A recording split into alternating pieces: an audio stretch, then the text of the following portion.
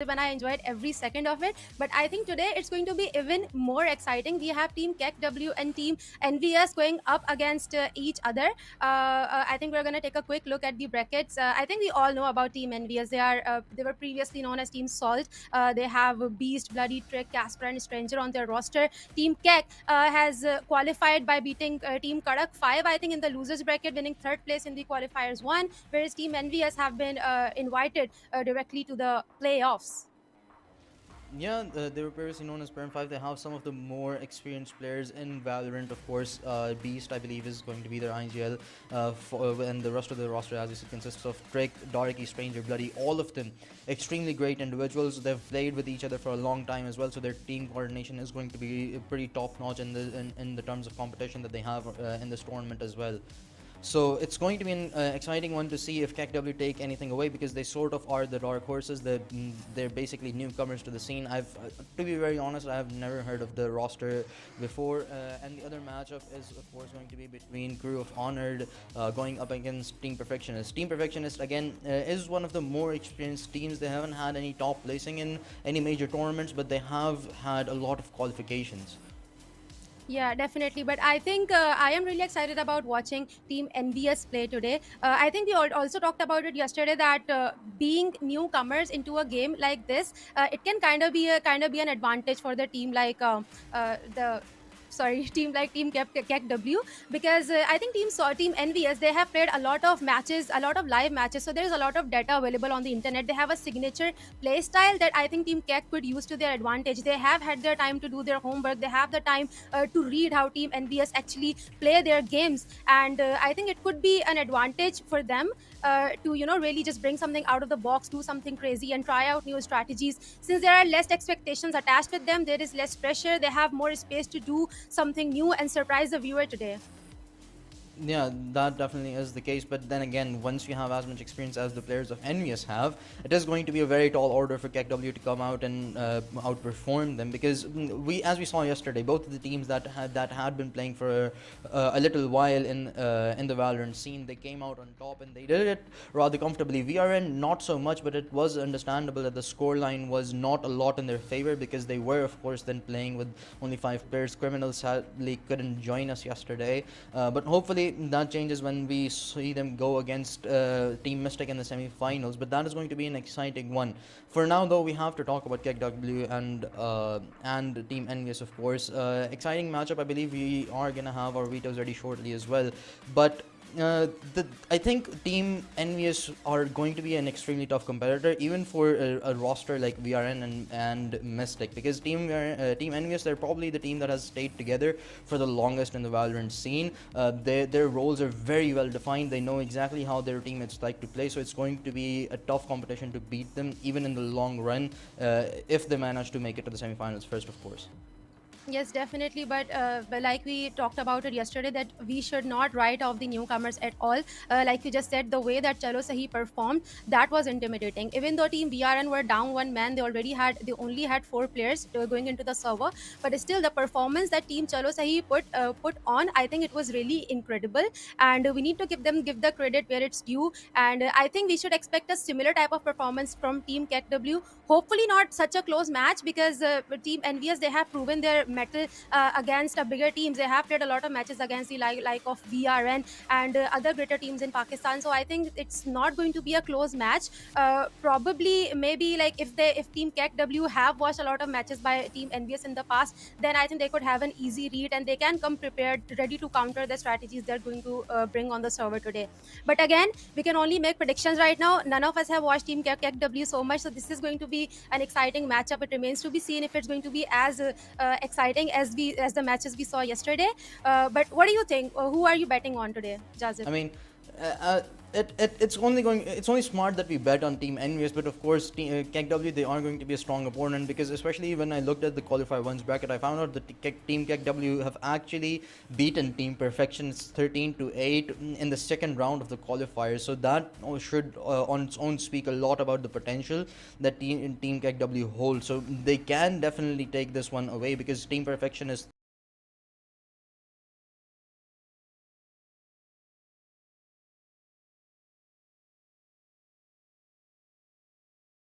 round of the first qualifier, it speaks a lot about the potential that Team KEKW hold. Yes, for sure. I think we are going to have our map picks ready soon. But talking about the maps, Team Envious also holds a bigger advantage considering how deep their map pool is. I've seen them play on Heaven, I've seen them play on Ascent and Icebox. I think these are three of their best maps, and they have a pretty deep map pool, which is why I think Team KEKW will have to come really prepared. I think we have the veto ready. We are going to take a look at the maps real quick and see what Team Envious have gone with. And an instant ban coming in from Team KEKW Pearl. I'm not really surprised. It's still considerably a new map as compared to the newer maps. Oh, sorry, it has Oh. been banned by Team Envious, and Team KEKW has banned Ascent. Like I said, that it is one of the best maps of Team Envious, so it's understandable why they would ban a map like that. They have gone with Heaven. Uh, Ooh. and Team KEKW has gone with Fracture as well. We are seeing some similar maps that we have seen in the scene yesterday. Yeah, and the final one is going to be split. Of course, that's my favorite map. So I'm really hoping that we do go there, and the series extends to that. But speaking a little bit about the first two maps, especially Haven, as you said, one of the stronger picks of Envious, and they have a lot of experience on this map specifically. I've watched the Prime 5, which was their previous name, play quite a lot this map in the Indian tournaments or the South Asian tournaments as well. So they know what they're going to be doing. So in order for KEKW to take that map away, they're going to have to be totally extraordinary with their team play. The next one, of course, Fracture. We were talking about this map yesterday about how crucial the map control is going to be on this one, especially when you're on defense. You can't just allow the attackers to roam around so much, try and isolate those fights, because if you do that, then the side takes are going to be extremely easy. Especially if Team Envious they do decide to play the attacking side rather slow. Yeah, and like I said, that Heaven is one of Team Envious's best map, and I think KEKW will really need to bring their A game if they want to come out on top on this map, especially because, like we were talking yesterday, Heaven is not an easy map to play if you don't have good communication and good coordination, and that is the area where Team Envious gains an edge. They have been playing together for a very long time, and the coordination, the team coordination, the communication, and their experience together is exactly what could back them this map early on going into the game. If this is the first map, I think there are very high chances that they will go into Fracture with a map advantage, and it could really put a bad hit on Team KEKW. But again, these are all speculations and should be taken with a grain of salt. I'm not completely gonna write off Team KEKW, but when it comes to Heaven, coordination has to come into play. Otherwise, it's really difficult to come out on top. Yeah, and the final one, of course, it is going to be split. It's high up in the air. We don't know if we're gonna even go there, especially with how hot Envious must be. They were, I believe, the only team that was playing for the VCL South Asian qualifiers. So they have played as a team for quite a long time. I believe it's been almost a year since the core has stayed together. So a highly experienced team, KEKW, they're gonna have to do quite a lot in order to outplay them. But of course, we're not going to lose hope. Of course, it's at one point or another, someone's going to lose. It's the series. Maybe it's KEKW. Maybe it is Envious. We're going to wait and find out. I believe we do have our agents select. Actually, never mind. We do not just yet. The teams are still getting prepared. But I'd like to talk about a little bit about KEKW again beating Team Perfectionist, because Team Perfectionist, as I said earlier, they qualified second place. They did take away a map from VRN as well, and I believe VRN were playing 5v5, so that speaks a lot about the potential of Team Perfectionist, and beating a team like that. KEKW, they definitely have something in store for us. Definitely, they have something on in store for us. But again, I think if they want to come out on a map like Heaven, I'd like to talk a little bit about agent picks as well. I think they would really want to go with just traditional picks, maybe some Brimstone, Omen, and Sova, because I don't know, doing something out of the box on a map like Heaven could really cost them a lot. So if they're going up against a team that has so much experience on these old time OG Valorant maps, the key to winning those maps is to just go with agents that have proven their metal, that are just tested on these maps. So I think I'm expecting a bit of Sova coming into the play, maybe KO if you want to take quick control of A side and C side. But again, they will have higher chances of winning this game if they go defender first. So yeah, I think they will try to go defense first, back some initial rounds, and then just run with their luck on the other side on attack. Yeah. We have the agents ready, so I think it's time for the big reveal what the both teams are going for. Well, Oh, we're seeing Sova come into the play from the side of Team Envious. yeah, the breach locked in as well, and it's probably going to be just the default setup, as you said, playing teams going with rather their comfort picks. Uh, Beast locking Beast locking in. Oh, the Astra, a bit unusual pick. Teams often go with an Omen, but of course, Astra is actually extraordinary when we talk about her potential on the defensive side. And we've talked consecutively about how good Haven is, especially for defenders, because if you play this patiently and don't allow the attackers to isolate your fights and hold onto the sides nicely, you can just definitely take advantage of Beast's abilities in the postman scenarios, especially. But other than that, it seems like pretty default for the side of Envious. But on the side of KEKW, it seems like they're going to change things a little bit. We often see the KJ being put into the mix, but this time around, it's going to be the Cypher and IDK. I guess he's going to go with a Sky. That's an unusual duo of a Sky and a Breach double initiator setup. Yeah, definitely. But I'm really happy with these controller picks coming from both the sides, because typically you really do need global smokes on a map like Haven. It's really difficult to, just block off those angles when you're A side. You should be able to block off C side, and especially it comes in handy on the side of defense, because, like I said, it's really difficult to rotate quickly towards the other side. There are no shortcuts on this map, unlike Lotus. There are no zip lines, there are no teleporters. So you are really relying on your controllers, your intel gatherers, your initiators, and sentinels. And I think both the sides have really smartly picked the agents that will help them gain an edge. Once again, I saw I think Stranger was on Breach. I've mostly seen them play Breach, but I don't know. Personally, I don't think that Breach is the right agent to play on a map like Haven. I think it's the issue of range mostly. Very difficult to flash enemies when they're really far away, and just double down on that flash as well. But again, they probably have some plan in their mind. They have been playing together for a really long time, a lot of experience as well. So yeah, we'll have to see that which is the better team today. We have the game ready right now. First map today between Team Envious and Team KEKW. It all starts with the pistol, and both the teams are coming prepared. Well, uh, the first round, it seems like Envious, they're not gonna go for an all-out aggressive play, but do have three players stacked up towards the C side. It's all gonna be down to the Cypher for KEKW to hold the line, but Trek, he has the perfect read here as two players of KEKW pushing up from A main. A one-on-one trade goes down. Trick spots another one, deals a bit of damage, but couldn't find the final shot in just yet. He's still expecting the player to be close by, and he's correct about it, just holding the wrong angle, and Trix backs away, playing this one rather safe, doesn't want to give away his life for free. And the spike has rotated back a little bit over towards the inside. Bloody making his way all the way into the B side. Barely survives that fight, but manages to get the frag. Only 22 HP to work with. There's one player close by, and it's going to be the trade for Wilma that puts the equalizer in. Yeah, but Team Envious is still scattered all across the map. They're still not sure where they want to hit. They have the spike control, so they should be able to reach C side pretty quickly, where Astra has already cleared out the entire side. It's just Cypher and Breach all alone, but they have the utility to work with. Beast has a really great read right now. Deals a lot of damage, but fails to transfer it into the kill. Will be flashed out, but still be able to get the first kill for himself. Cypher goes down to the Stranger as well, and that will be the first round for Team Envious on the board. I really like the confidence from Team KEKW. I was not expecting them to push so far into the A side and get that pick. I mean, it was quickly traded off, but still, it's really good for their confidence. Yeah, they have to play with confidence, of course. Once you're playing against a team like Envious, who have competed for so long and at the top as well, you must feel good about your gameplay, and you must show the confidence in the game as well.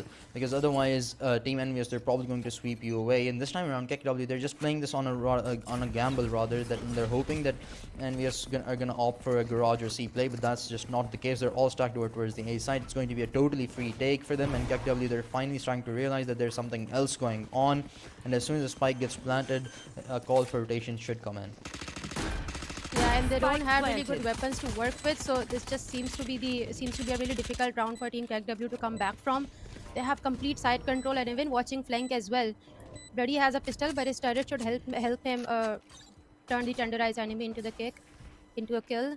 He He has a lot of information right now, knows when enemy is behind, and he will be able to get that kill as well. And another one, but he will be taken down pretty quickly with a shorty. In a 4v4 situation, the spike is already down. All the defenders rushing in towards the A long. The shorty also coming in handy for another kill, but Sova will trade off his teammate, getting that kill. But Beast is right there to protect his teammates as well. Omen all alone against 3 players. There's not much that he can do at this point, but he's still, I think, considering to defuse the spike. What is he doing? Why is he rushing into the side? And he will be killed in the explosion.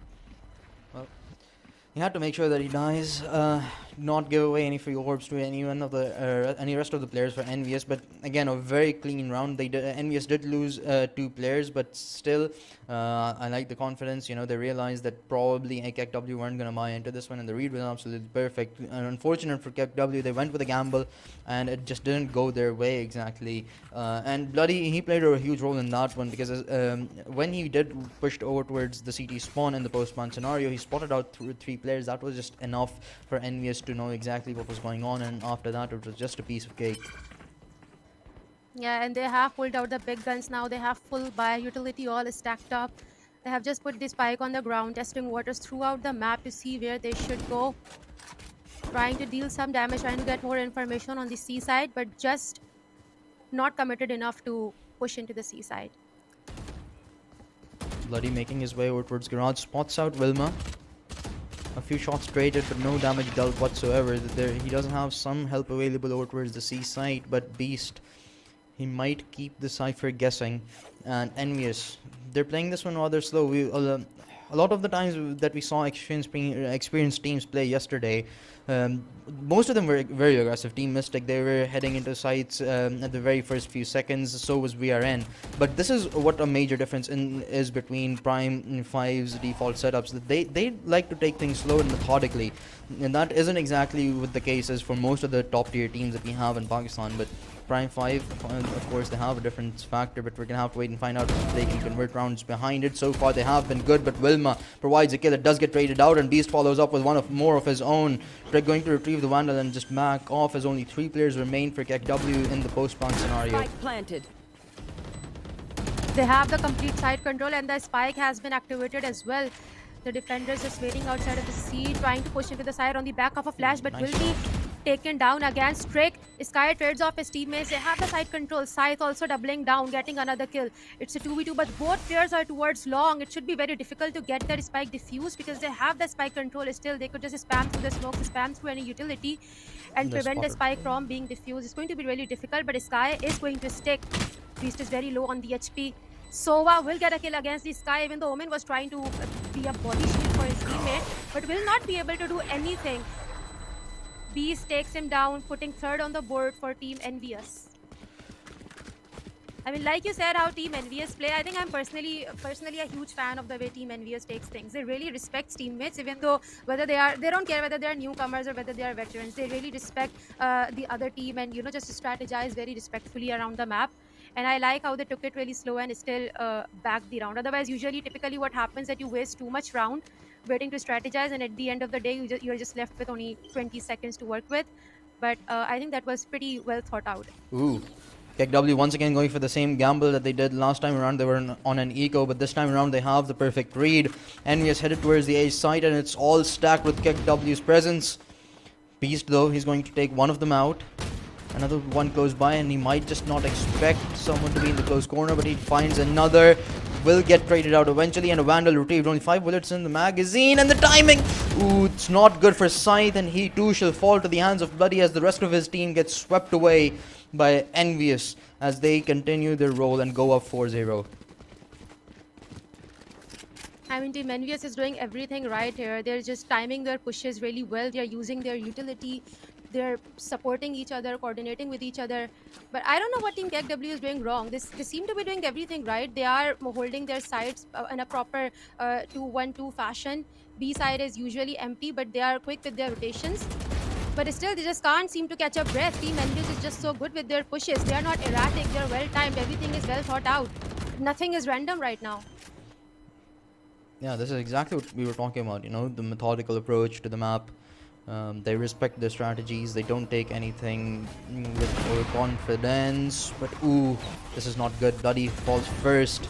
The jet is still close by. Trick good for the trade, but they're unaware of Cypher's positioning. If he does get the timing right, which he's just gonna play this rather safe. Still in an aggressive spot, though the smoke should go out any second. And now that it finally does, he's still safe. He has the rest of the teammates to help him out in the post plant scenario. But Strange's ultimate, that could be the difference maker. But Trick, his op is doing the damage already. Stranger falls off with 2 kills of his own, leaving side up against 5. He should only take 1 before Beast takes him out. Again, incredible push coming in from Team Envious. That was a good kill from Team KEKW, the opening kill with the operator. But I think they needed to have another player at least in the garage or on the seaside to protect the operator, because now they have handed them a really expensive weapon as well. And operator in the hands of Trick can be really deadly. And they really need to pull out some insane strategy out of their book right now, Team KEKW, to bounce back into the game. But again, like I said, it's really difficult to have a lead on a map like Haven. But they need at least a few rounds so that they can work with it on the other side of the map. Once again, their typical strategy coming in that worked for them in the first round, pushing in forward. But Jat has pulled out the Blade Storm. Will get 1 kill, but Trick will quickly balance out the advantage, taking one of their player around. Trick just pushing in from the backlines with the Vandal, takes another one down. 4 versus 3. Trying to gather some information with the dog. Will be able to get 1 kill against Trick. Now all tied up in terms of manpower. Envious, they do have 2 ultimates available, but so does KEKW. Envious, they've all the way rotated outward towards the seaside, but KEKW, they're still anticipating maybe someone approaching towards the A side, but that's just not the case. 50 seconds on the clock, but the spike should go down any moment here. Envious, they have all the map that they could have possibly wanted in the post-plant scenario. It's all going to be a matter of who finds who first, and it's going to be Beast that locates Sky out. Going to go out with the gravity pull, and now they're trying to get a bit cocky here. Ooh. Beast gets stunned, but the Sova available to help him out, and eventually he will clean out Wilma as well.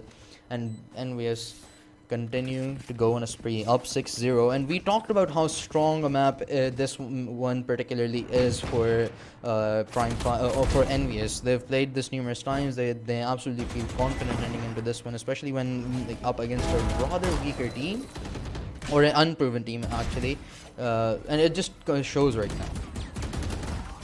Yeah, it sure does, because I can see that KEKW is trying really hard, and I can't even say that they're not doing well. They're trying really hard to actually execute the strategies that they probably had planned out for Team Envious, and it's just not working out because Team Envious is looking really prepared. They know what they're doing. They're looking comfortable on their map pick. Once again, as you can see, Beast knows exactly where to smoke, and these global smokes are really coming in handy in taking control of the side. Trick, once again, just jumping in on the back of a smoke and planting the spike without any help and support. And the funny part is that Team KEKW is not even trying to push in and pause the spike. Ult also coming into the play from Breeze, but it will not do any damage, will not stun anyone. Ooh, Stranger also activating his ult as well, and he will stun the diffuser as well, pushing all the enemies in the backlines. They have the complete side as well. Bloody tossing his nano swarm for the post plant in case all of them died and he's alone to defend the spike. Keeping KEKW off the spike for the time being. Bloody finds the second player to his name in this round. The rest of them forced to push out. Scythe does find one, but there's just not enough time for him. It's a moment of desperation, and Bloody takes advantage as he gets a 4K for the 7th on Envious. And this one particularly was a very smart round from Envious. They, as you said, Beast used 2 perfect smokes to cut off both of the links. The Omen was present for KEKW within the site, but he just seemed a bit too afraid to peek out. They let Trick get the plant in. He dashed out immediately, and they had all the utility that they possibly could have wanted in the post plant scenario to just deny the defuse and wait out the clock as long as they could have possibly wanted, but the kills just went their way. Yeah, definitely. And like I said, it was kind of funny that KEKW was not pushing in through the smokes, but again, they had no utility to support those pushes. They don't have a traditional initiator to, send out a drone or a dart to know where the enemies are, so they could pause the spike plant. But again, Team Envious going in for their aggressive pushes, already taken all the enemy teams down on the seaside. Spike will also go down. Cypher is all alone against 5 enemies. I don't think he has a lot of hopes. He does have a weapon and some utility, but you can't do much right now against 5 players. Will be able to add 1 to the scoreboard, but Trick is waiting for him on the other side. Beast, but it will be Trick who will take that kill. 8th on the scoreboard for Team Envious. Things are not looking really good for Team KEKW. They do need a few rounds to have some confidence on the other side of this map, because this is not good. 8-0. Yeah. To some extent, sure, the attack side on Haven is somewhat favorable, but still, if you're gonna go down like 12-0 or even 10-2 or 9-3, it's just 9-3 is still somewhat manageable, but 10-2, it's just the double digits can have a really big effect mentally on a team. And from what it looks like, Envious are probably gonna head there, especially because KEKW, they don't have a lot of economy to work with right here. Player gets spotted over towards A main. Technologia though, the jet for KEKW pushed up, and Bloody, he's expecting it, although he's just finessing his knife out there. But ooh, Drake onto the side, finds one beast, follows up, and the jet does take Bloody out, but that's all she wrote for him. And now it's just Omen all alone with a mere sheriff, but he will be able to deal some damage to their economy, taking one player down, but he will be traded off pretty quickly. Again, I don't understand, like, the utility usage coming in from Team Envious is just incredible. The way they had flashed off the enemy breach when Trick entered the side, and then Sova's drawn coming in from A short, clearing all the choke angles. There is no way KEKW can fight this off, because it's not just their aim, it's not just Team Envious and their crisp aims, it's actually also the utility. Look at the drone just clearing off all those angles that just the duelist just couldn't, because they're just so busy clicking heads. So I don't know. I think it's actually the utility here, because initially Team Envious was taking it pretty seriously. They were playing it slow, but right now they just don't care. They're pushing in. I think they have gotten an idea that they don't really have to try so hard, because round are just going in their favor. And yes, they have 4 ultimates to work with in this round as well. And the Colossal Divide comes into the play. This could potentially provide them a free plan, but the Cypher is playing close by. The Aftershock could potentially keep this pick away, but it won't be effective. Trix finds the first pick, backs off, going to play this one rather safe, but as the flash goes out, Bloody does want to peek, but still staying rather safe. Wilma finds one, a one-on-one trade goes through. We're all tied up 3-3 in terms of manpower, but Trick takes the advantage away with him as he dashes away yet again.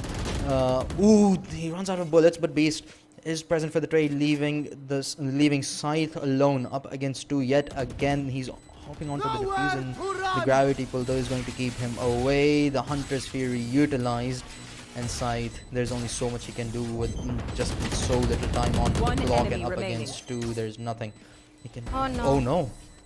Yeah, okay, there we go. Well, I mean, if you look at it, it's nothing out of the box. I mean, this is how your typical ranked game looks like, right? You have planted the spike, all of your teammates are trying to pick up a fire, and the Sova is just waiting there with his ultimate all set, ready, that, okay, you guys go ahead and take a fight, but I'm right here if you mess up. And I think this is exactly what Envious is doing. I mean, initially I did see some strategy and hard work coming in from their side, but I think they know that they don't really need to put in any extra effort. yeah, it And does. Scythe, for some reason, just is always the final one standing. Yeah, it does seem a little effortless from Envious, but I sure do wish my ranked games were like this, where my team was up 10-0 and playing this comfortably. Sadly, that's not the case. I'm stuck in Diamond 1 so far, and you're gonna probably hear me rant about this all week, but oh, Envious, 2 of their players have fallen. They do have the lockdown available, and still things aren't exactly out of their hands just yet. Bloody is gonna actually move back. A one-on-one trade goes through onto the site. Still, the lockdown is going to be a key factor into this round. Stranger is gonna have to hold on to the site at least for a little while. The Aftershock going to keep him at bay for the time being as the lockdown gets invested. It's gonna force the rest of the 3 players of KEKW to push in. Stranger, he has to hold the line. He gets one, couldn't find the second in time. The lockdown has been destroyed, but he's good for the kills. Now it's all down to a 1v1 against Wilma for Bloody, and Bloody delivers the final hit.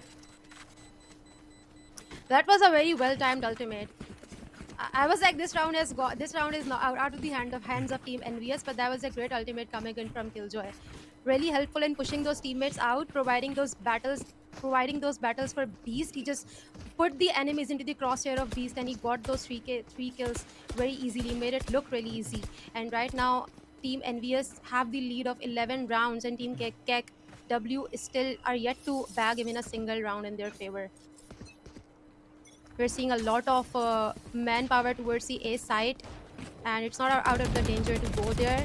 And that is exactly what Team Envious are doing. They're making their way towards B and mid, a side that they have not touched in the last few rounds. Smoke's coming into the play as well from Beast.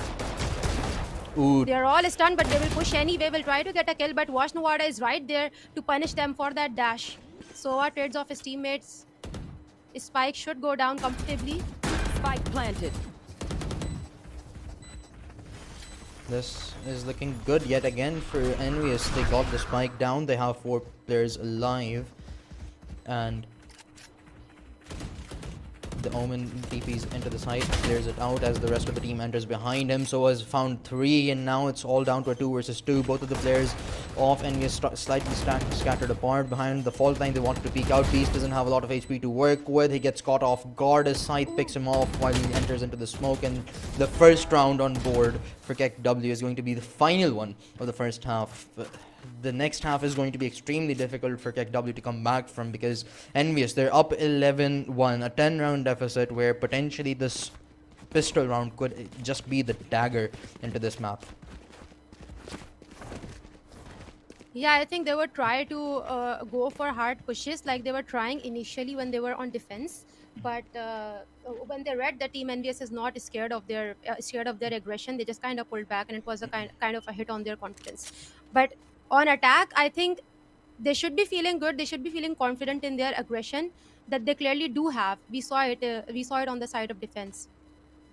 But again, it's very difficult to come back from this score line 11th one. It's not going to be easy considering how confident Envious must be feeling right now with 11 on the scoreboard for them. Their aims are looking good. Utility is on spot. Well,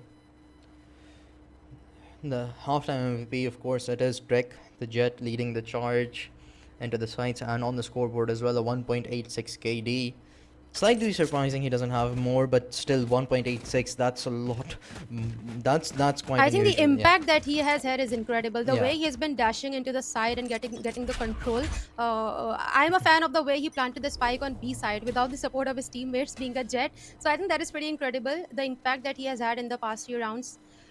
And to counter that, Team KEKW will have to try really hard. Right now, Sova is just pushing in like a Jet, playing really aggressive, gets the first kill. Has to deal with a lot of utility and flashes, but it will not stop him from getting another kill. Vilma has, however, taken him down and takes another one down as well, adding 2 to the scoreboard. Ooh, Bloody does take Wilma out, leaving only 1 player behind. That is going to be Scythe yet again, and he too shall fall, putting Envious on map point. Well, this time around KEKW, they're gonna have to force into this one. They couldn't get the spike down, so the economy isn't looking in its prime form either. They're just gonna have to work with whatever they can possibly purchase, but this looked rather easier for Envious, especially off behind these 3 kills coming in from Sova. It just felt a bit more a bit scattered gameplay from KEKW. They couldn't get the trade, they couldn't get the timings right about when they wanted to peek the ASO out together, and hence the fights just automatically became one-on-one duels, and the Sova took full advantage of it. Yet again, ooh, a nice headshot. Yet again, and that too with the Sheriff, the aggression from Sova is just incredible. The way he pushed A side and now B side, he's not scared of anything. And I think he just wants to wrap up this map and then the other one and then go back to his dinner. Right now, the same strategy is coming in from Envious on the A side as well. Bloody with his Spectre pushing in with the help of Astra. A flash will try to blind him, but he will dodge it, going back into the side.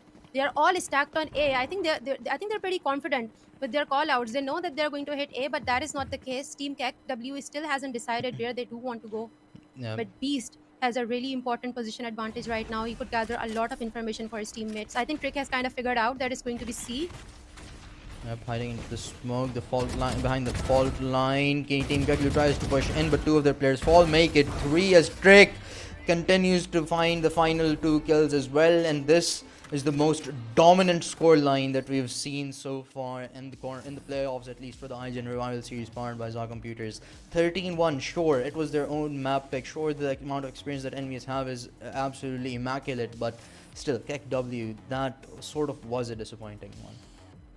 Yeah, I think I was kind of expecting it, because, like I said, that you get a huge advantage if you start on attack on Haven, and that is the advantage the Team Envious had, and they capitalized it in a fashion that is worth saying. 13-1 is an incredible scoreline, but I think the credit also goes to the smokes. I'm really impressed the way they were using their smokes, the strategy, the coordination that we saw today from Sova, and in the second half of the map, they were also doing what Team KEKW had started doing, but they were just doing it better. They were pushing and playing in aggressive, and they have back those skills. But we can talk about it more after a quick break. We'll take a look at the score line and then go into the second map of the day, that is Fractured.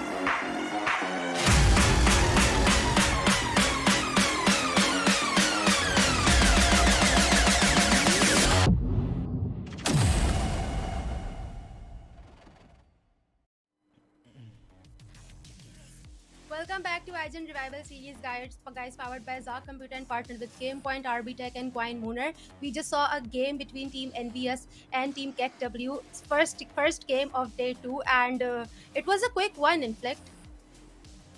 Yeah, it definitely was a quick one, a 13-1 score line. Team Envious, it just never felt like it was out of their hand. They went in, it was a quick sweep. The first half, 11-1, they only lost the final round, and it sort of felt like they got a bit overconfident in that round, particularly when they decided to push in all the way towards the C long. But overall, just a very clean map. And honestly, there's not a lot to talk about that round, that map particularly, except how good Envious was. While we do, I want to talk a little bit about what to expect from Fracture, because that is KEKW's map pick. Yeah, definitely that is KEKW's map pick, and I think they are going to look a tad bit better on that map. It's smaller and it's a new map. Even though Team Envious is an older team comparatively, they have a lot of experience, but still, compared to Heaven, I don't think they have a lot of experience on Fracture either. So for both of the teams, it's a new map. There is not a lot of I don't know, precedent to work with, so they can both bring out new strategy and both give each other a fair competition. But before we talk more about the next map, I would like to talk more about how Envious performed, especially on attack. Trick had, I think, more than 15 kills, but I think that also had a lot to do with the support that he had on the map. What do you think, in fact? Yeah, when we saw teams dominating maps yesterday, it was a lot of when we saw the KDs of the particular some particular players. Like I believe Trons had a 5.75 at at the end of the first half on first map. We saw a KD above 2. We saw a KD above 3 as well in the first map for Team Mystic. This time around, the first half MVP was Trick. He had a 1.87, I believe. So that sort of speaks a lot about how Team Envious plays in general. The duties are scattered out very nicely. The team plays out very balanced, and it wasn't a one-man show. Everyone was doing their job, or everyone was doing what they were supposed to do, and it's their methodical approach to the map that stands out the most for this team. Yeah, I mean, Trick had more than 15 kills, but he also had incredible support from Beast specifically. The way Beast was spawning those smokes and following Trick around in case he needed some support, I think that contributed a lot to Trick's stacked KD. On defense, I specifically noted that KEKW was trying to do is exactly what NBS did, but they pulled it off better because they had better aims. Because I noticed in the beginning of defense when KEKW was trying to push forward on A main, they tried to, I think they also got first kill, but it was quickly traded off. So like I always say that your strategies can come in handy, but at the end of the day it all comes down to the aim. And NBS, considering how much experience they have in this FPS game, it showed that they also have better aim, better strategy, better coordination, which has helped them come out as the better team on this map. But Fracture will be an interesting one. Like I said, it's still a comparatively compared to Heaven, a new map. So I think, and it's also KEKW's pick. So this is the map that will decide whether they were still in the competition or whether they were just, I don't know, bad in the first map. Yeah, well, the first map's done and dusted. We just can't really look at it. And if we talk about the KEKW, they're gonna have to show some mental resilience here as well. They have to come over the map. It was Envious's pick. You got absolutely dominated. But next one, it's yours. It's your home ground. You're gonna have to show up. You're gonna have to deal some damage back to push us to a map 3, hopefully, which is going to be split if need be. But of course, they're gonna have to deal with Fracture first. And as you said, Team Envious, although an extremely well-developed and experienced team they are, and the core has stuck together for such a long time as well that they know exactly what their team is doing most of the times. It's still not, and they don't have as much experience playing Fracture. They were very comfortable in Haven. Yeah, I think we have the scoreboard ready to take a look at how exactly did both teams fare in the last map. And sure, Trick has 16 kills, an incredible ACS with the support of his teammates. I'd also like to talk about how Beast supported him and how the smokes. Wait. Yeah, I think No. Beast played Astra, but yeah, I think Team KEKW is also looking pretty good on the scoreboard, especially Scythe. He was the last one alive in most of the rounds, has 13 kills on the board, which is pretty incredible. Yeah, and as you can see from the KD ratio right here, it was all like well scattered. You know, Trick has 18 kills, and the least amount of kills that they have is Stranger. He has a KD of almost 2 as well, with that 11-6 score line at 200 ACS at the very bottom of the scoreboard. This speaks a lot about the whole team potential that Envious have. On the other hand, the KEKW just not a good scoreline whatsoever. Scythe was sort of the outline. He was usually the player that stayed alive towards the end as well of the rounds. A 252 ACS, just barely positive as well. Yeah, and I think the scoreboard just speaks to what exactly was the problem with KEKW. You need a strong strategy on a map like Haven, but you also need a sharp and crisp smoke to work with. Whereas on the side of KEKW, only one player crossed a double digit mark. That was Scythe, whereas the rest of the team seems to be really struggling with 4 and 5 kills. That is not good, because if one player is performing, he does need a support from his teammate as well, whether it's in the form of utility, it's in the form of coordination, communication, or kills. I think all of that was lacking. I did not see a lot of smokes and just information gathering come into the play. Specifically, I think, in my personal opinion, the bigger problem was agent pick on a map like Haven. You really need an initiator like Fade or Sova that can do global information gathering, gather information towards the other side, which is exactly what Team Envious had, and it really helped them do those drones and gather information while they had not entered the site yet. And that is something that Team KEKW was lacking. But I hope they will improve their agent pick and their strategy going into the next map fracture. We are live with agent pick, and we will find out the things that they have improved and worked on. Uh, Ooh, KEKW already all locked in. Wilma again with the breach.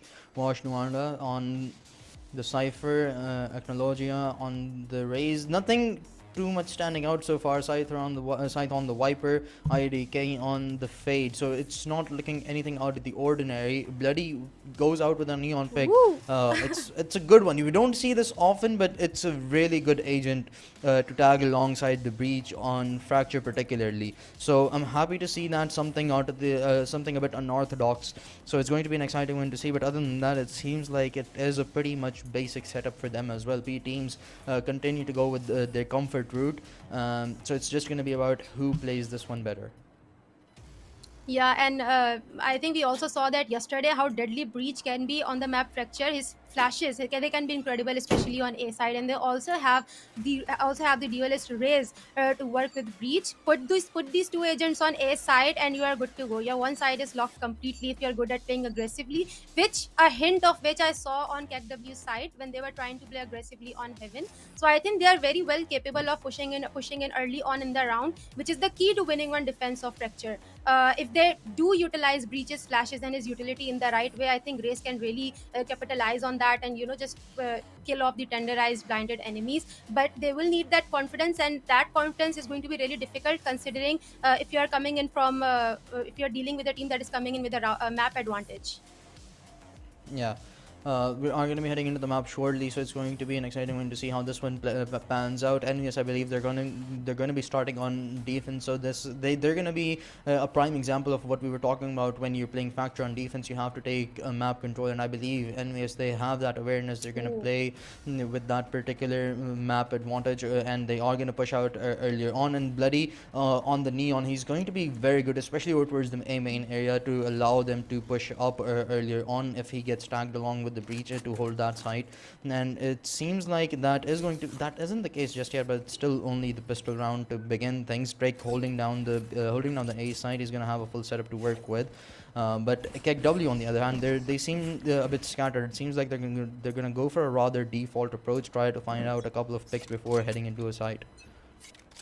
And we are seeing something very unusual here. Beast playing a really forward angle with a controller. It can be very risky. If your controller goes down early on in the round, you are completely vulnerable. You don't have the right type of barriers you need to put down to pause the attackers. But they sure have a plan.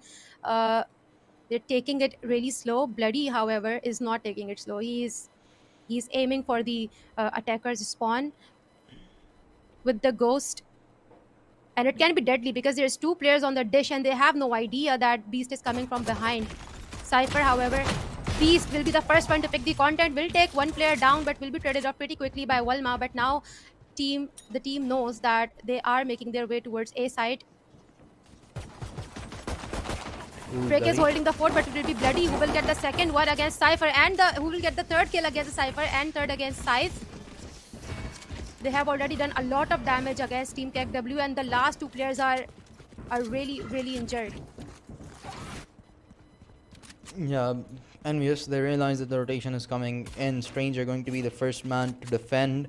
Spotted out a player, but only has 45 HP to work with, so gonna play this rather safe. The aftershock going to take Technologia out. I'm not sure why he didn't hop off the spike, but Stranger is the cleanup crew here in this round, particularly as he finds the final two frags. Envious played this rather comfortably, and yeah, as you said, Beast, he was playing very unusual. Yeah, I'm not sure why he was pushing out towards A main. That just speaks a bit, I guess, a lot about the confidence that Envious have in themselves right now. But they're off to a good start. Beast, losing your controller earlier on could be very much punishable, but they still managed to convert behind it. Yeah, for sure. And I think Bloody had a huge impact in this round. He had a lot of information towards the side of Dish, and then he bagged those 3 kills, pushed all the way from Dish back to the side. The map control this guy had insane. I mean, this is exactly how you play Neon. If you are getting a Sonic on your team, you better use his speed to your advantage as well. But Stranger here also get a kill with his utility, and then double down with a pistol as well. Overall, Envious is looking really good. They have the aim, they have the confidence, and they have the aggression that is crucial to winning a game on Fracture. Beast has now decided to push back a little using his smoke, but it will be Trick who will get first 2 kills. But Cypher will trade off his teammates. 3 kills remain for KEKW. Not a lot of arsenal to work with, and not a lot of lives remaining as well, as Stranger finds 2 more to his name, and Beast finds the final one. Scythe falls as well, and Envious off to a good start yet again, but this is going to be their true challenge now, as KEKW are gonna have their hands on rifles. But it seems like Bloody has an operator out already. Wow. Yeah. I think Team Envious is convinced that they don't really have to work so hard. They just need to rely on their aim and play how they typically do with each other in their ranked game. And so this is exactly what they're doing. I think they're just having fun. They're doing all sorts of strategy, pushing Brimstone forward early on in the round, Neon on an operator. So it's all pretty fun to watch, but I feel kind of bad for Team KEKW. But they have better weapons this time on, so maybe things will be different. But right now, Beast is using his utility just the way a controller should be. Aggressive smokes, aggressive Molotovs. Fade is Intel Gatherer coming into the play, and they know exactly where Beast is. Will deach 50 damage. This can't be good for Beast. He needs to push back down, but he does not push back down. He's just going for the kills. Spray. Ooh. Beast gets one, does end up getting traded out, but the flank from behind is going to work out in favor of Envious, as they found 2 kills. Now only 2 remain. Cypher for KEKW is going to get taken out as well, as the kill gets traded, leaving Scythe yet again. I'm not sure why he's always the last one alive, but he just always is. I was going to say that. I was like, Scythe is once again left alone, and he's just hanging on the zip lines. He's just having fun. But maybe he will be able to transfer this round into a win for... Oh, maybe he will be. He gets 1 kill, and he needs just 1 more. He needs to take Bloody down to back this round for his team. But he will be using utility at a very bad time. But he still will be able to get that kill against Bloody. Putting first round on the board for Team KEKW. That is incredible. Like, he was the last one alive, but he actually used it to his advantage for the first time, maybe today. Yeah, well, KEKW, they put the first on board, and this is exactly what they needed. Don't allow Envious to build up any momentum whatsoever. Sure, you lost the pistol round, but as soon as they get their hands on the rifles, they convert into one. It did get a lot more difficult. They weren't exactly anticipating a flank to come in, especially consisting of 3 players, but Scythe with a big clutch play. We did say that he is the last one alive, but as long as it works out for KEKW, I'm not really going to complain. Yeah, and I like patience from Scythe. He was just gradually coming in from the zip lines. But here, Cypher has already gotten 2 kills. He's doing range from the spawn already, having his ultimate activated. Will get a lot of information with the scab, but he's so low on HP. His team will have to capitalize on the information, because I don't think he can do much with 5 HP. Yes, Bloody will take him down, but at least they will get the spike planted. Darky trying to get some information. He knows there are a lot of enemies on the side. Will only be able to take 1 down, but Bloody is here with a Vandal and 100 HP. A lot of utility on Neon, showing a lot of aggression going into A side. taking a breather over here. Pulls out his ultimate, tries to get a kill, but it will be gone to waste because Walma has his aim ready and takes Bloody down, putting second on the board for Team KEKW. Yeah, I think Envious got a bit too overconfident there. Three of the Yep. players peeked out individually. Those were just free kills for the Cypher there earlier on. One by one, they all just walked into his crosshair, and he potentially could have found Bloody there as well if he wasn't on such a low HP, or maybe if he had shot first. Of course, you have to aim higher, get the headshot connected. But he did get that on three players, so I'm not really complaining. Got his neural theft activated it immediately. Did go down to Bloody eventually, but his team was able to convert behind it. So no harm, no foul, I suppose. Envious though, they're not gonna have a lot of great weaponry in this one, so KEKW a potential to take the round lead here. They have the better weapons. They have the advantage here on a 2-round win streak right now. So there's not much that they'll have to do right now. Just to stay patient. And the way Envious has been pushing, Envious has been entering into their crosshairs themselves. I think they're expecting the same thing, which is why they're just taking it really slow but deadly. Now they're moving towards the A side, I think, where Brimstone is waiting for them as always, the way he pushes. But he has his orbital strike all set. This could be huge for Team Envious if he times it perfectly. But he gets swallowed by Fate's Beast and will be taken down as well by Cypher. Will take only one player down with his ultimate, but Trick is right there to trade off his teammate. Fate's information coming in, will be able to capitalize on that information and take one down. Darky here only with the Sheriff, but the Sheriff could prove to be deadly for Team Envious as he takes one player down. They are on the side, they should be able to get their spike planted as well. Ooh, Technologia takes Starkey out. Now, once again, a 1v2 for Bloody. I believe he is working with the Sheriff still. I'm not 100% certain, but this definitely is good for KEKW, and IDK is going to take him out yet again. KEKW, for the first time in this series, they have a round advantage to work with, but Envious, now that they have gotten a reality check probably at this point of the map, that they can't just be pushing out individually, they can't exactly win. It's fractured, it's not their home ground, it's not Haven, and KEKW, they certainly know how to counter enemies on this map. So now they have to play this seriously. They have to go back to their methods of proper strategy, because otherwise KEKW, they're starting to punish. Yeah, and I honestly don't understand what happened to Envious, because there is a drastic shift in the way they're playing right now.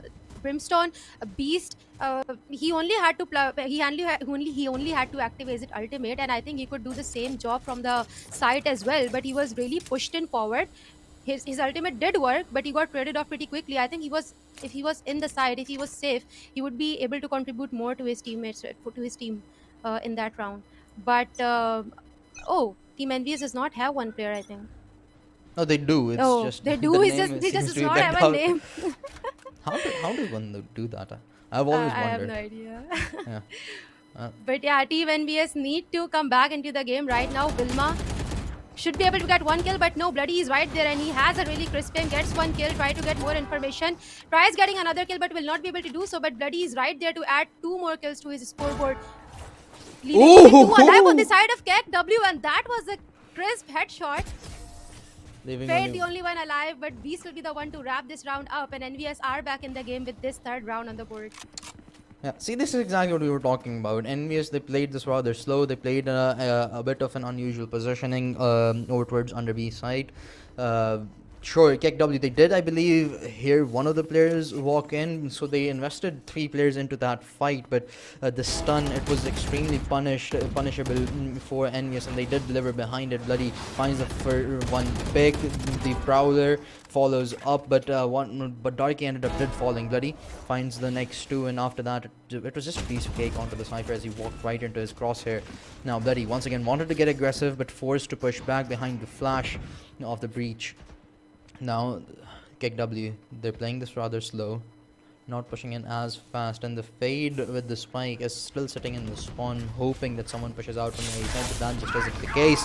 Stranger is going to put the Rolling Thunder out, and behind it, Bloody pushes in. Trick, though, he is going to get the frag over towards the other CT side, but no, sorry, the attack side, but KEKW only now with 3 players live. They do have the Snake the Viper Spit available to work with as well, and the Fade ultimate to help them enter potentially. But the Spike finally is trying to go down. The Aftershock going to put IDK in a world of misery, and he will eventually drop. Wilma does take Beast out, so now a 2 versus 4. The Viper Spit is up as well, but the lockdown is going to make things all the more difficult for KEKW.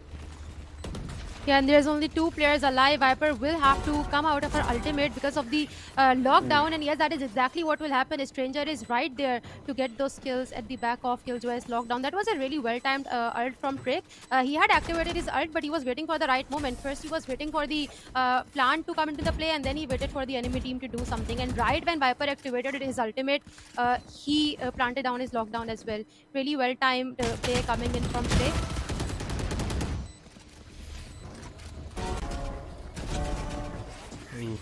Well, see, this is exactly what we were talking about. Envious, they got a bit too overconfident, and they just felt like it was going to be completely effortless. But this time around, they're playing KEKW's map pick. KEKW gave them a reality check, won 3 rounds in a row, and Envious, they've struck straight back with 2 of their own.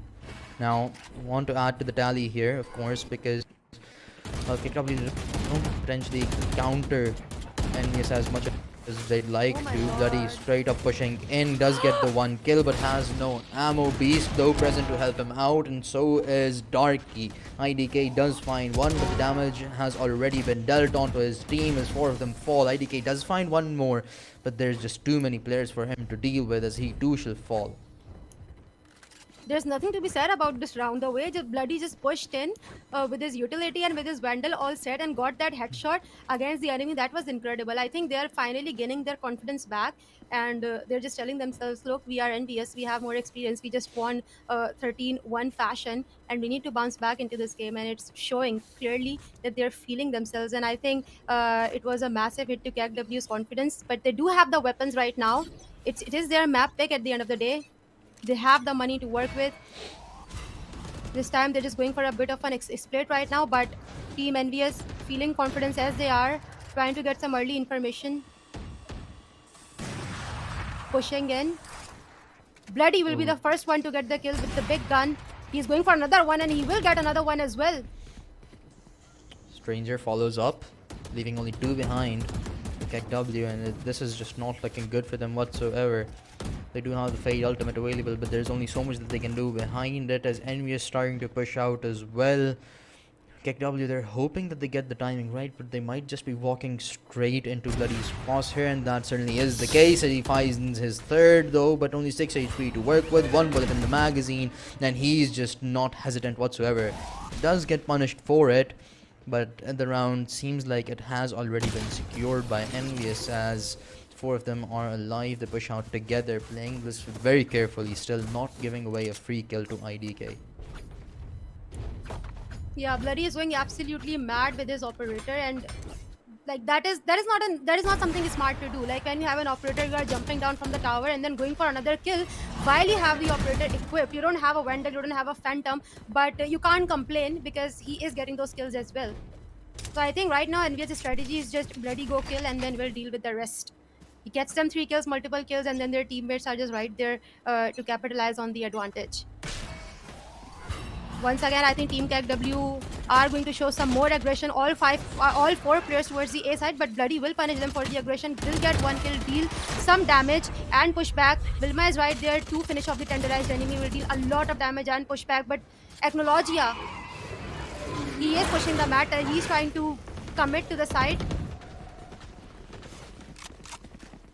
The smoke though, it has denied KEKW the entry, but the Cypher still lurking about over towards Arcade. Darky though, he's thinking that something's going on, something's unusual. The spidey senses are tingling as KEKW, they're making their way back towards the B side, while 3 players of Envious have rotated all the way towards A. But now Darky, he knows he's probably heard someone, takes out the first kill, only 50 HP to work with, but that's good enough as he finds the 3rd as well, leaving the Cypher all on his own, and Trick present to finish him off as well. And Envious, after losing 3 in a row, they've answered back with 5 of their own, and now they want to, it just seems like they want to have another fast map here.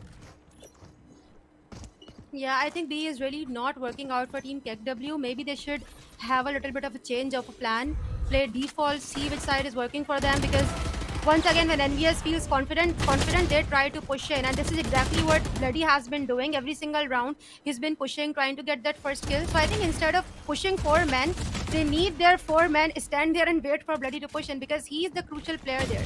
If they can take Bloody down, they might have a higher odds of adding maybe another round to their board before they switch to the another side. Right now, once again, Bloody playing a really aggressive angle, but there is no one to contest with here in this angle. Team KEKW, they don't seem really sure what they want to do this round. They're just waiting for the enemy, which I think is a good strategy at this point. Beast will land down a very well-timed utility, pausing the attackers early on in the round, pushing them towards the other side. Two smokes utilized to ensure that KEKW, they're denied any map coverage whatsoever towards A. And this is exactly what we were talking about pre-game, that you have to take control of over towards A main. You have to make sure that nobody is going to get the satellite control for free as well. And Bloody, he's holding down Arcade, but he's going to be meeting 4 players from the side of Envious really quickly. But the question is, how many will he be able to find before he gets taken out, and if he even does. He has been playing lights out this game, but will he be able to provide something for his team in this round particularly? He gets stunned, spotted as well, and taken out by the hands of Wilma. A one-on-one trade goes through. The neural theft available to utilize as well. That's going to give KEKW all the information that they possibly could have needed, leaving behind only 2 players for Envious. In the post-plant scenario, KEKW, they have all the utility that they possibly could have wanted. The Rolling Thunder available as well, but not utilized. Trick finds 1 IDK, though trades it out on the other side as Beast falls. Now Scythe down to 5 HP, but he's pushing out. IDK falls, and Trick, it just seems like he doesn't have enough time to work with here. Scythe up close and personal is going to finish him off as well. I think that was finally a good round from Team KEKW. You could tell that they knew what they were doing. Like I said, that they need to slow down their pace instead of just aggressively pushing into the side. They need to slow down a little bit and see what Team Envious is doing. And that has worked out for them. They could see that Brimstone was playing forward with the smokes, with the Molotov, and they kind of had a read that there is one player aggressive towards A, then there has to be one on Dish as well. And they quickly rotated towards the other side. They anticipated that Bloody will be holding an aggressive angle on Arcade as well. Very well timed breach utility stunning him and then getting that kill against Bloody. That was a big kill from Team KEKW. They're once again going for the same old slow strategy. This time Cypher watching the backlines, and he will be the first one to get contact. Taking Darky down will be traded off right away though.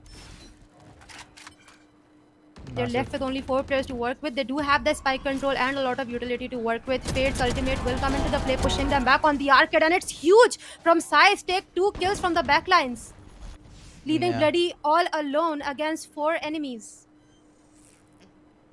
He was working on developing a flank, but this might just be a bit too late, and they're anticipating it. The bullets are going to give away his location as well, and there's just not a lot that he can do. It's the final round, so the Rolling Thunder gets invested as well, and so does Bloody's ultimate. He finds one, but that's all she wrote for the first half. KEKW, it's their map pick. They did end up losing the first map 13-1, but they're finally starting to show signs of life as the first half comes to conclusion with a 7-5 scoreline. Still, Envious with the lead, but it's only a 2-round deficit, nothing that KEKW can't come back from. Yeah, but this 2-round deficit could mean a lot on the side switch when they go back to defense, because like we said, this map depends entirely on defenders, how they set the pace, and I think Envious has proven to be really good at pushing, at aggression, and deciding the pace of the map. And if KEKW don't take their lead back, or at least don't bring it to a balancer, it could cost them a lot on the side of attack. 17 kills, Bloody. I mean, I was expecting more. The way he's playing, the way he just dodged Brimstone's ultimate and then activated his own, that was incredible. I mean, you don't see that every day. The movement from this guy is insane. No wonder he's using Neon. But right now, Team Envious, they don't have a lot of money to buy precious weapons. They're working with pistols only. The stranger giving away his information, trying to pick up the orb with only a classic to work with. Will spot Cypher's camera and take it down, removing as much utility as he can at this point. They have plenty of control right now, but they don't have the right type of weapons to work with it. Bloody spots the trap, asks him to push right back. Ooh, the Viper is trying to get close, and the fault line is going to be effective as Scythe falls. Side control totally taken over. No one else within the site to help Scythe out, and hence the spike should go down with ease. Now only 4 players remain in this pistol round. The Haunt is going to get eliminated, so no information whatsoever given away to KEKW. As the smokes continue to deny them entry, KEKW forced to respect the smokes, but eventually they're gonna have to go out. Stranger all ready for it as the flashpoint allows him Oh to peek my. out, and it's just a clean sweep. A flawless round coming in from Envious, and they just look totally in control for this one. And that was a thrifty round. They only had pistols, and that was an incredible flash from, I think, Breach. Yeah, that was very well coordinated. At the post plant, they first off they wasted a bit of time as much as they could have behind Beast smokes, and as soon as they heard some audio, they've all peeked out simultaneously behind Stranger's flash. The communication of Envious is on peak right now, and they're gonna have to continue with this if they want to close this one out. Of course, they do have the lead. KEKW though, they do seem strong contenders on Fracture particularly. They're once again doing the same thing that they did on Haven when they were on eco rounds. Gambled all that they possibly could have over towards the A side. B left all on its own, and Envious, they're gonna have a free entry straight in. They wasted a bit of did use a bit of utility, but it's not really gonna provide them anything. The spike should go down, and now we're on for 5-on-5 retake. Yeah, and this time they have the better weapons. Previously, they only had pistols, and they caused mayhem with them. But this time they have Spectres and better pistols to work with. A lot of information and control as well. Darky hiding in a very cheeky angle inside the smoke, but they kind of had a read. Spams him, but will not be able to do any damage. Instead, it will be Stranger and Darky who will get them killed. Beast doubling down on it, and it's only Fade alive against 5 enemies. Will be taken down as well, putting 9th on the scoreboard for Team Envious. I don't know, they're just circling the drain at this point, and with how the economy is looking, there's not much hope for KEKW left. There's not a lot of it, but there is at least some. The map isn't exactly done until it is done completely. KEKW now out with the rifles. They have to answer back right now, because if they lose here, Envious, they're going to grow the lead potentially up to 11-5, because KEKW, their economy is going to be in shambles afterwards. So an extremely crucial round. This one particular round could just tell us how this map is going to go forward. So KEKW have to give this one their all, and Envious, they seem prepared for it. The Nanoswarm Yeah, and it sadly seems that missed. Envious has kind of cracked the code, and they keep hitting Team KEKW where it hurts. A site, it has worked out for them twice in the past, and they are going for it once again. But this time, Team KEKW have the weapons, but they also have the utility. IDK will use the weapon and get the kill against Beast, but not before Bloody has a lot of control of the tower. Pushes in towards Waldwin, fails to get the kill, but Trick will be able to deal some damage to Acknowledgia, gets the kill, but Wilma will trade off trade. Stranger takes another one down, bringing it to 3 versus 3.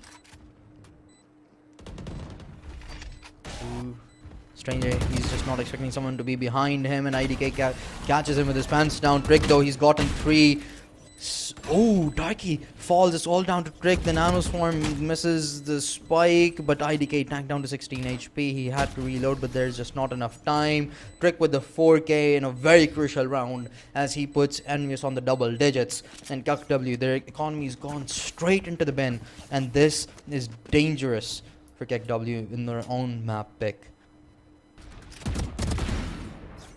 Yeah, but you could tell that KEKW was prepared for this push. They had the utility in place, they had the right barriers, and they also had Vilma wrap up the site and get those crucial kills. But again, I think Team Envious is just better at this map. They know what they're doing, and they are looking better with their aims as well, especially Trick. Look at that kill. And now they only have pistols to work with, and I think that was a missed shot. Picking up as many orbs as they humanly can. He only needs one more to get his ultimate to push back the attackers from whichever side they hit. But right now, I think Team Envious are considering to go back to B side. Flash. A fault line to follow up. But the Aftershock gonna force Wilma out on an awkward positioning, but he still manages to get a frag. It does get traded out, but you're gonna have to work with everything you can possibly get for this one, especially because you're on eco. 2 more players for KEKW fall. And make that 3 as Darky Picks one more through the smoke and the third to his name on the 11th round for Envious.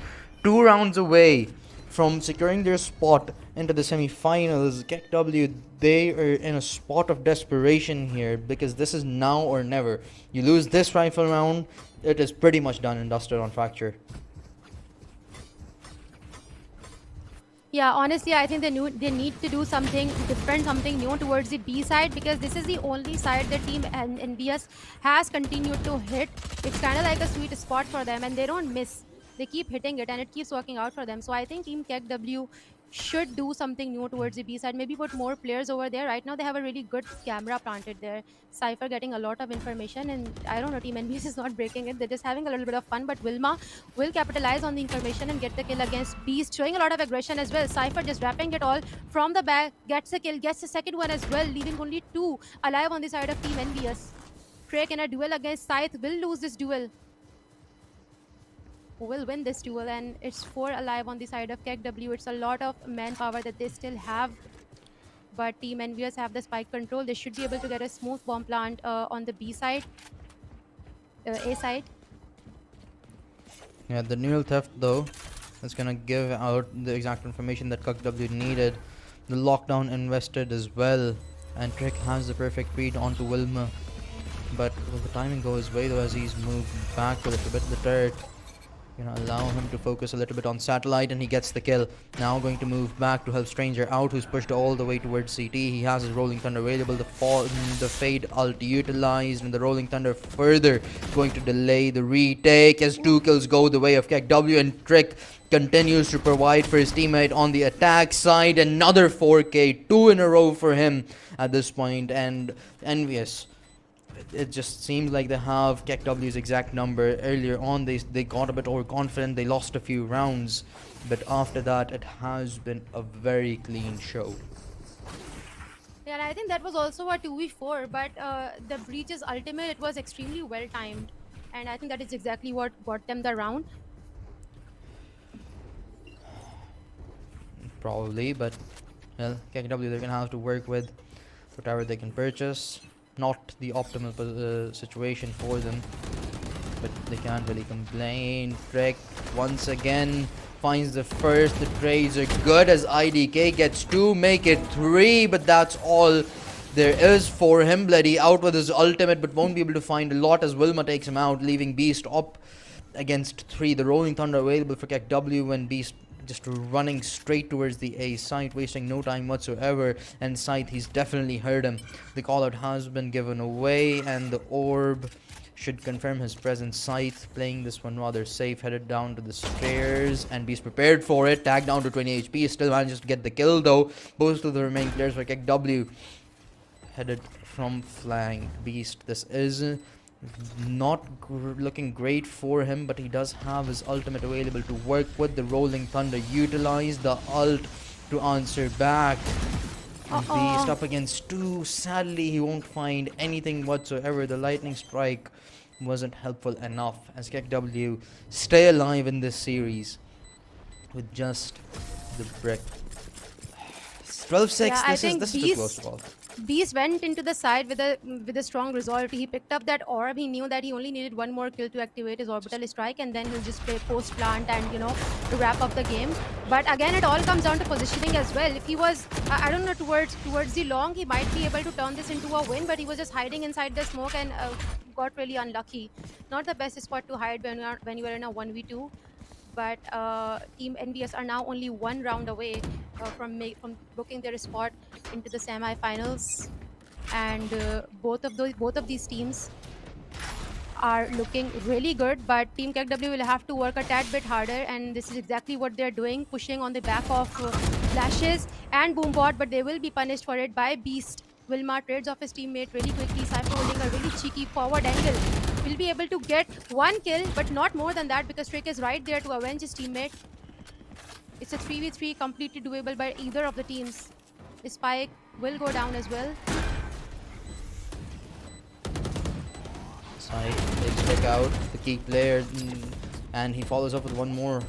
Stranger falls onto the defuse. He hops, and Bloody, there's only so much that he can do once being pressurized by 3 players, and defuse comes in. KEKW, they are winning rounds. They are trying to play this correctly, but they're in some serious danger right now. Even if they lose a round by a fluke, maybe, it's still going to end the map right here. They have to go flawless. They have to win 5 rounds in a row, and there's just no affordability whatsoever for a single mistake. Yeah, and I think Team Envious is kind of feeling kind of eager as well. The way they are just playing really aggressively without any sort of a plan. They just want to wrap this up quickly, but it's not happening. Partly because of the reason that they are being so eager to quickly wrap this up. Once again, Trick is stunned up and will be taken down by Acknowledgia. They already have the man advantage going into the round, early on in the round.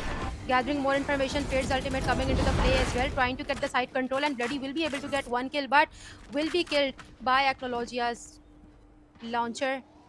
Cypher just waiting in the smoke in a very cheeky angle. Will try to plant this spike, but will change their mind. Darky jumping in from out of nowhere. Gets punished. 2 players remain. Spike not down, a minute on the clock. Stranger spotted as well, but they have absolutely no idea where the final player is. Beast headed into the spawn, will only be good for 1 as he gets traded out as well. Stranger does have full HP and a rifle to work with, but this might just be a too tall an ask from him. He's being expected.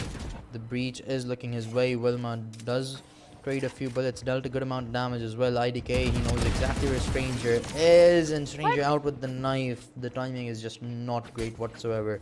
And KEKW, 1 by 1, they're getting us closer to overtime, but until it's done, we can't really be sure. Envious, we know how much of a good team they are. We know how resilient they can be. They just need 1 more to put an end to this series and the map, and book themselves a spot in the semi-finals. I mean, it is their map. They're not going to give in so easily. And the gap is closing. They need a few more rounds to bring it to an OT, but it's not going to be easy because Team Envious. Right now, Darky trying to pick up some duels, but he's going to be pushed up by 3 enemies. Takes the zipline really quickly. If they catches them on the zipline, that is going to be really dangerous for him. But they don't. Pushing all the way into the spawn. They have a lot of map control. This is exactly what I was talking about, that as defenders, you need to show some aggression. You need to show a lot of confidence into your aim if you want to win a game on this map. Right now, Envious are making their way towards A side, a side that they haven't tried a lot of the times. A hard aggression coming in towards from the door. Ooh, Bloody and Beast found the first 2 picks, picking things off. Acknowledgia, he does trade back, but Bloody goes down as well. This is going to be a massive frag. Beast from within the side, though, is going to push him out. The lockdown invested as well is going to force the rest of the 2 players for KEKW to stay back, at least for a little while. And now Envious, they have all the post-plant positioning that they possibly could have wanted. The spike yet to go down, and now it's all down to side up against 3. The Viper's Pit is available as well, but this is just not looking good. Spotted out, does take Stranger, did deal a bit of damage as well, but Trick will finish him off. Envious, they started to look a bit shaky towards the end, but when it mattered the most, they converted the final round, and they have finalized their spot into the semi-finals. Yeah, but you could tell that this was KEKW's map pick because they looked really good on this map. They knew what they were doing. Their aims were looking good. Their coordination was on point. Everything that they were lacking in Heaven. But for some reason and for obvious reasons, you are playing against Team Envious. It was all not enough. But I also think that they made very obvious mistakes. Like Team Envious kept hitting the B side, and it took them a really long time to figure it out and to just understand that we need to do something different towards the B side. But we can talk more about this map. Right after a quick break before we dive into the next map of the day.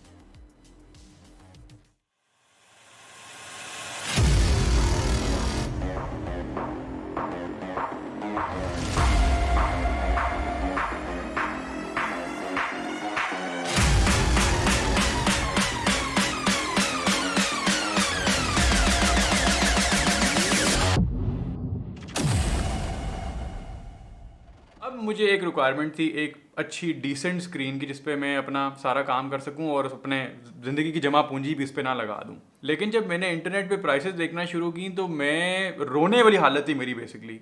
अब इस depression से गुजरने के बाद मैंने Facebook पे post डाली, अपने दोस्तों यारों से पूछा जाए। सरप्राइजिंगली मुझे इस पोस्ट पे एक नाम जो है ना वो मल्टीपल टाइम्स नज़र आया और वो नाम था ज़ा कंप्यूटर्स। अब जब मैं उनकी वेबसाइट पर गया तो मैंने ये चीज़ नोट की, मुझे ऐसा लगा कि जिस तरह प्राइसेस जो है ना वो इतनी कम है कि शायद ही कोई 2 नंबर माल ना हो। मैंने यही चेक कराने के लिए अपने दोस्तों को 2-3 उनको मैसेज किया जो ऑलरेडी उनसे ख़रीद चुके थे और उन्होंने मुझे कहा भाई हाँ 100% ओरिजिनल चीज़ है। तो अल्लाह का नाम लेके मैंने उनको मैसेज किया और उनका रिस्पॉन्स इतना पॉजिटिव था यार, मतलब मुझे इतनी खुशी हुई वो रिस्पॉन्स देख के। मैंने उनको ये कहा भाई मैं आपके साथ कोलैबोरेट करना चाहता हूँ, सिंपल सी बात है, ठीक है, क्योंकि मुझे आपकी चीज़ इतनी पसंद आई है, इस प्राइसेस में अगर ये चीज़ एक्चुअल इतनी अच्छी हुई ना तो I am sold.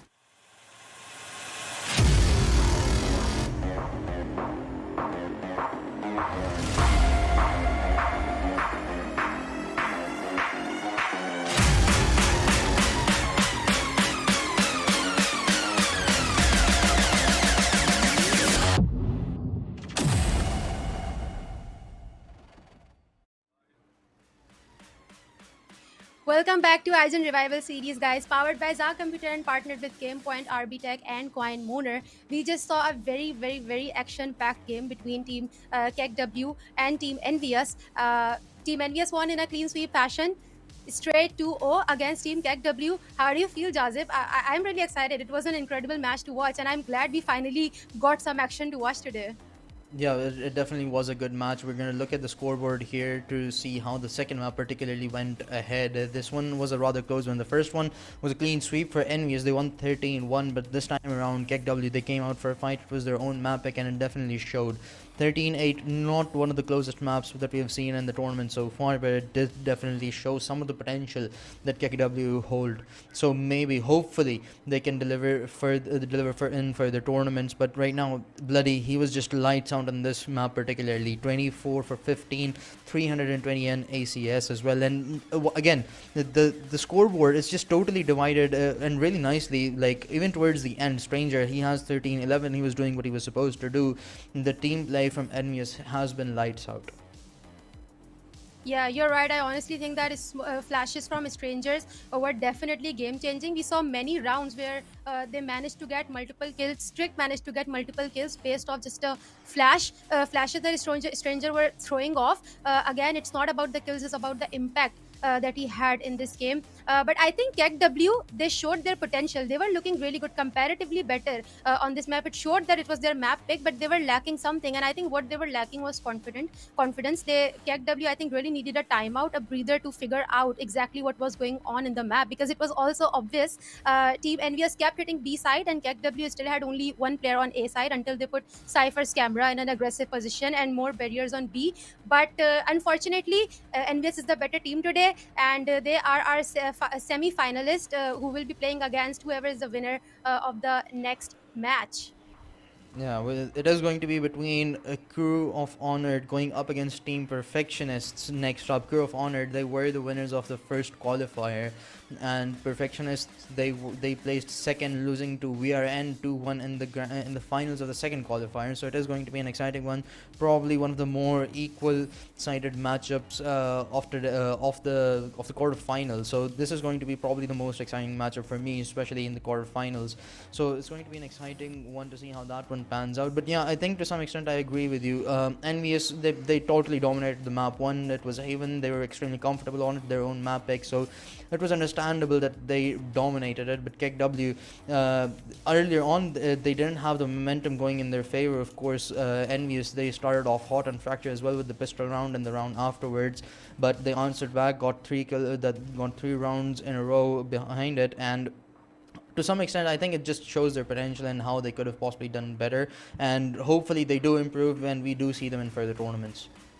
Yeah, I think you are definitely right. KEKW has a lot of potential because they were able to break the morale of Team Envious. I think we all saw that Envious was kind of panicking in the later rounds when KEKW bounced back into the game. And I think this map would have been much shorter if they'd just rotated towards A early on when they started losing. But Envious just kept pushing their luck. It was, I don't know whether their confidence or whether their ego, but I think at the end of the day they had to give in. They were like, no, their B side is finally good. They are doing everything to counter our strategies, and then they moved to the other side. But they were a better team today. But again, I think, like you said, that KEKW has a lot of potential to break the potential, to panic, to break the morale and make a team like Envious panic. You need to give them the credit that they were able to do that. Yeah, Envious again, one of the more experienced team, and to sort of make them panic over towards the end as well, when it seemed like KEKW they might be able to push for an overtime. That just speaks a lot about them.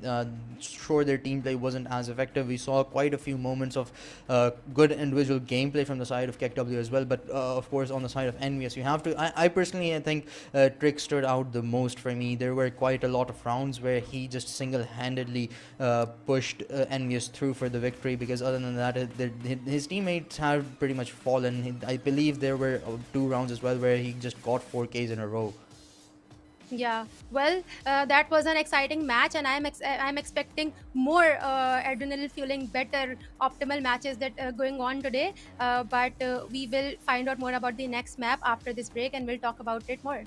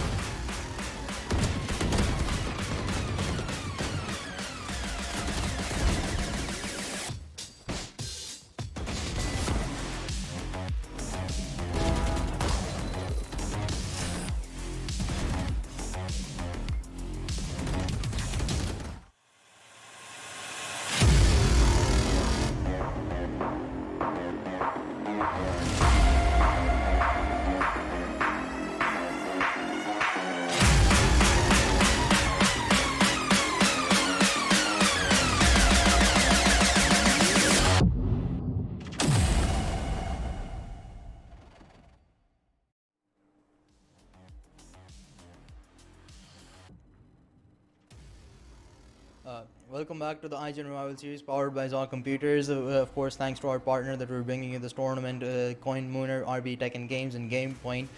We just saw an interesting first matchup. The first map was a clean, flawless from the side of Team Envious. In the second one, it was a close game. Team Envious, they did have a run for their money from the side of KEKW, but now we're going to move on to the second one. It's Crew of Honor going up against Team Perfectionists. Team Perfectionists, team that is slightly experienced. They have had qualifications in major tournaments of Pakistan as well, but Crew of Honor, they do have players that have experience playing in tournaments, but not as much of a top level. Yeah, definitely. I think Team Perfectionist won all their qualifiers in the qualifier, all their games in qualifier 2, beating the likes of X10 and then Bha, but lost seeding game to VRN and then came second in their bracket. But I think we are ready for the map veto. I am expecting your typical old Haven Icebox being played, but you never know what these teams are cooking up, and they are apparently cooking up not playing Haven. A quick ban coming in from Team Crew of Icebox Honor, gone as well. and oh my God, what is going on? Okay, so This this is can't going be to be it. an interesting series. I did say that this is probably going to be my favorite series among potentially in the quarterfinals, because both of these teams do seem like they are slightly equally matched. But a new map in the mix, Pearl, this is the first I believe we're seeing it. And the last one is going to be Fracture. Ascent is just one of those regular maps that we just have to see. It's either Ascent or Haven. Every single time, I can literally bet on it. Every single series that we're going to have, it's going to have Ascent or Haven. Yeah, definitely. And I really like how our pro players know that what map we have just watched, and they're always keen on giving us a change of scenery. Yeah. I'm really excited about seeing Pearl and Ascent being played, because we just watched Fracture. It remains to be seen whether it'll go back to the third map or not. But considering the way both of these teams are, the way their lineups are, I think there is a very high potential of things going to the third map. Because like I was saying, that Team Perfectionists are a seasoned roster, and Paid Hacks is a storied player, so is HSN, and while their roster may be comparatively new, I think they'd be considered seasoned next to Crew of Honor. Yeah, well, the first map is Pearl. Of course, we're going to look at the age and select to find out how both of these teams want to play this one. Out on the left side, we have, I believe, that is Team Crew of Honored. On the other hand, we have on the right side, on the attacking side, we have Team Crew of Honored. The left one is Team Perfectionists, and so far it looks like they're gonna go with the default meta, unless the Gecko, that I'm really excited about. Venom, he is hovering over it. I sure do hope he locks it as well, but I'm not 100% certain. They do not have any Sentinel on their side just yet, but a Viper does act as a Sentinel on defense very nicely, so I wouldn't be surprised if they do decide to opt for a double initiator and a double controller setup. And it seems like the double controller has been locked in, with Smiley getting the Astra locked. But on the other hand, it seems like they're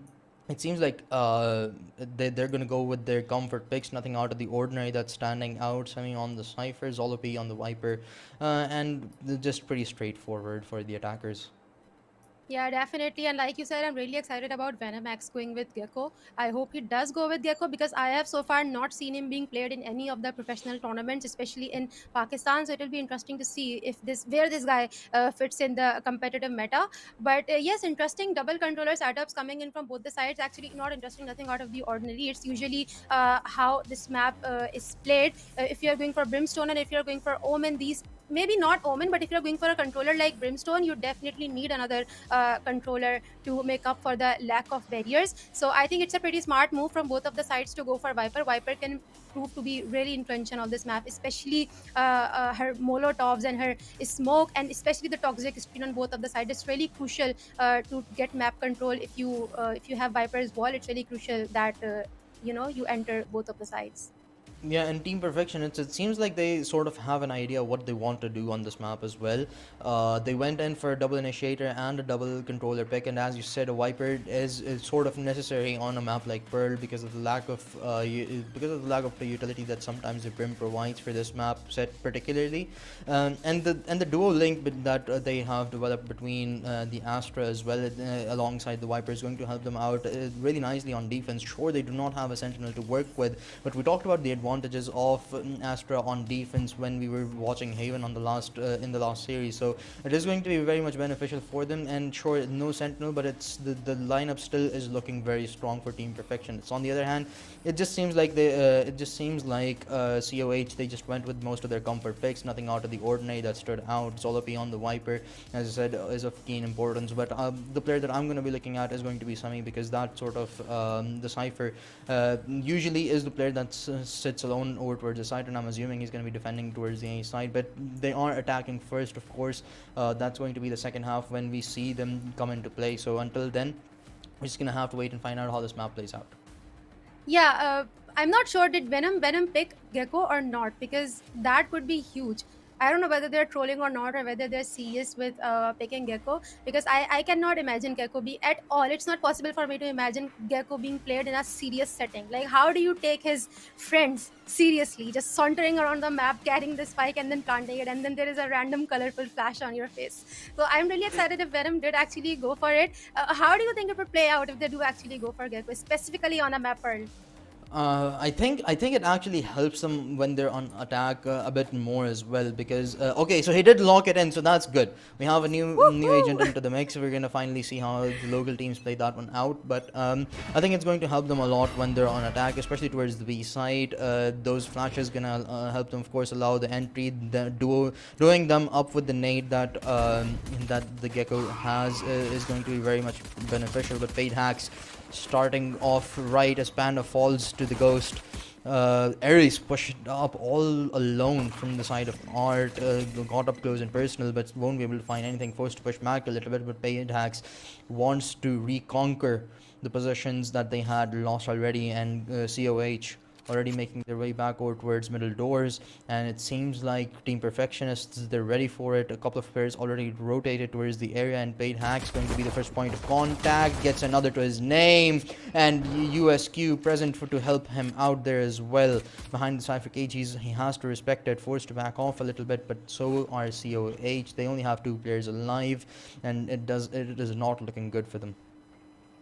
Yeah, but they do have the spike, and they also have Viper alive as well. Her wall could prove to be really beneficial wherever they want to go, but it seems very difficult because 4 perfectionists are still alive, especially Paid Hacks. He opened the round all in style, got 2 kills, added 2 kills to his scoreboard, and he's ready to get more. But right now it seems that Team COH are making their way towards the B side, have already gotten 1 kill, but there is Viper waiting for them.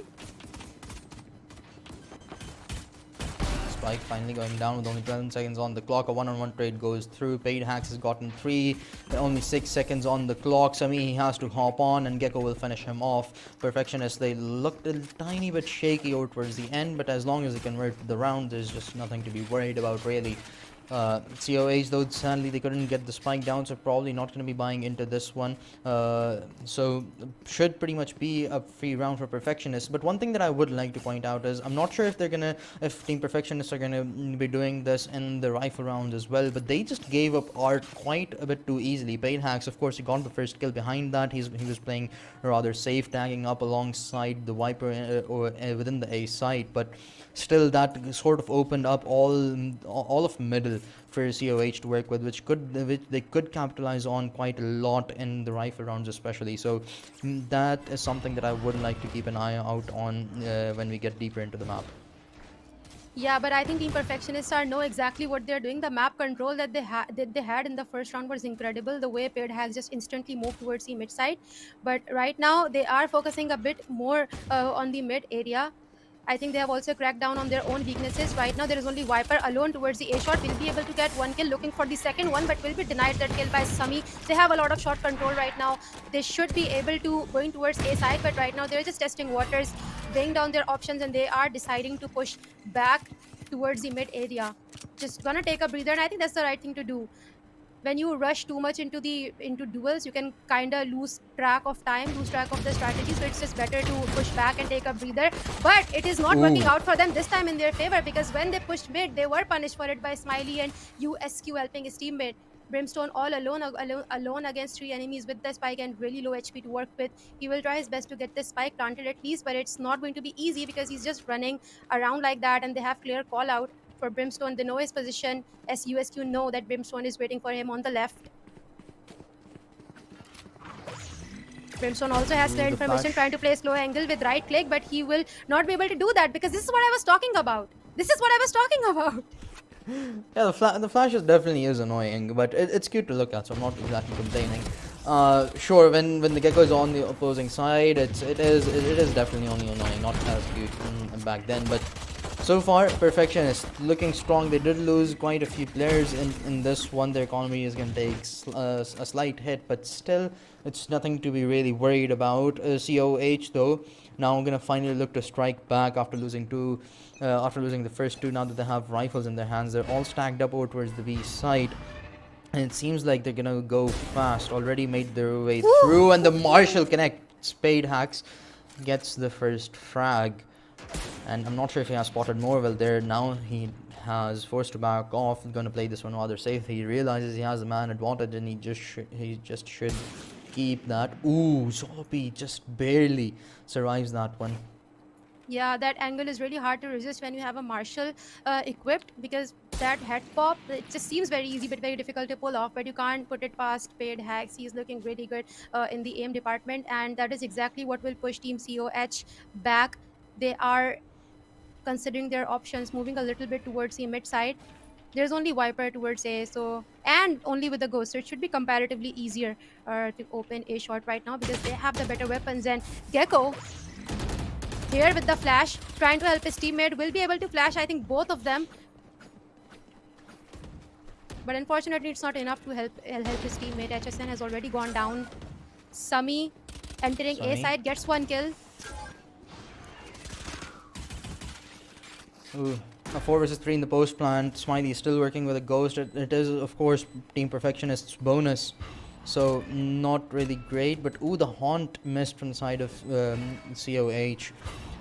Not going to be the same case. The nade follows up. Panda spotted out. But the Prowler is going to distract one player just enough. Two players do fall. But now it's all down to USQ. He doesn't have a lot of HP to work with. He needs to deal with two players as well, and the weaponry isn't quite great for him either, as Panda finds his 4K and gets the first round on board for COH.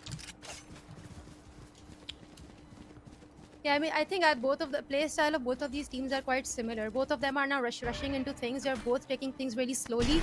COH just scanned the entire map, tested the waters on both the side, and then decided where they want to go. And they did it really smartly from A short, where there was only one player with the ghost, and that worked out for them. And then they had better weapons. Their aim is looking really sharp. But I think this is the round that will decide where this game is going to go. Both of the teams have similar weapons.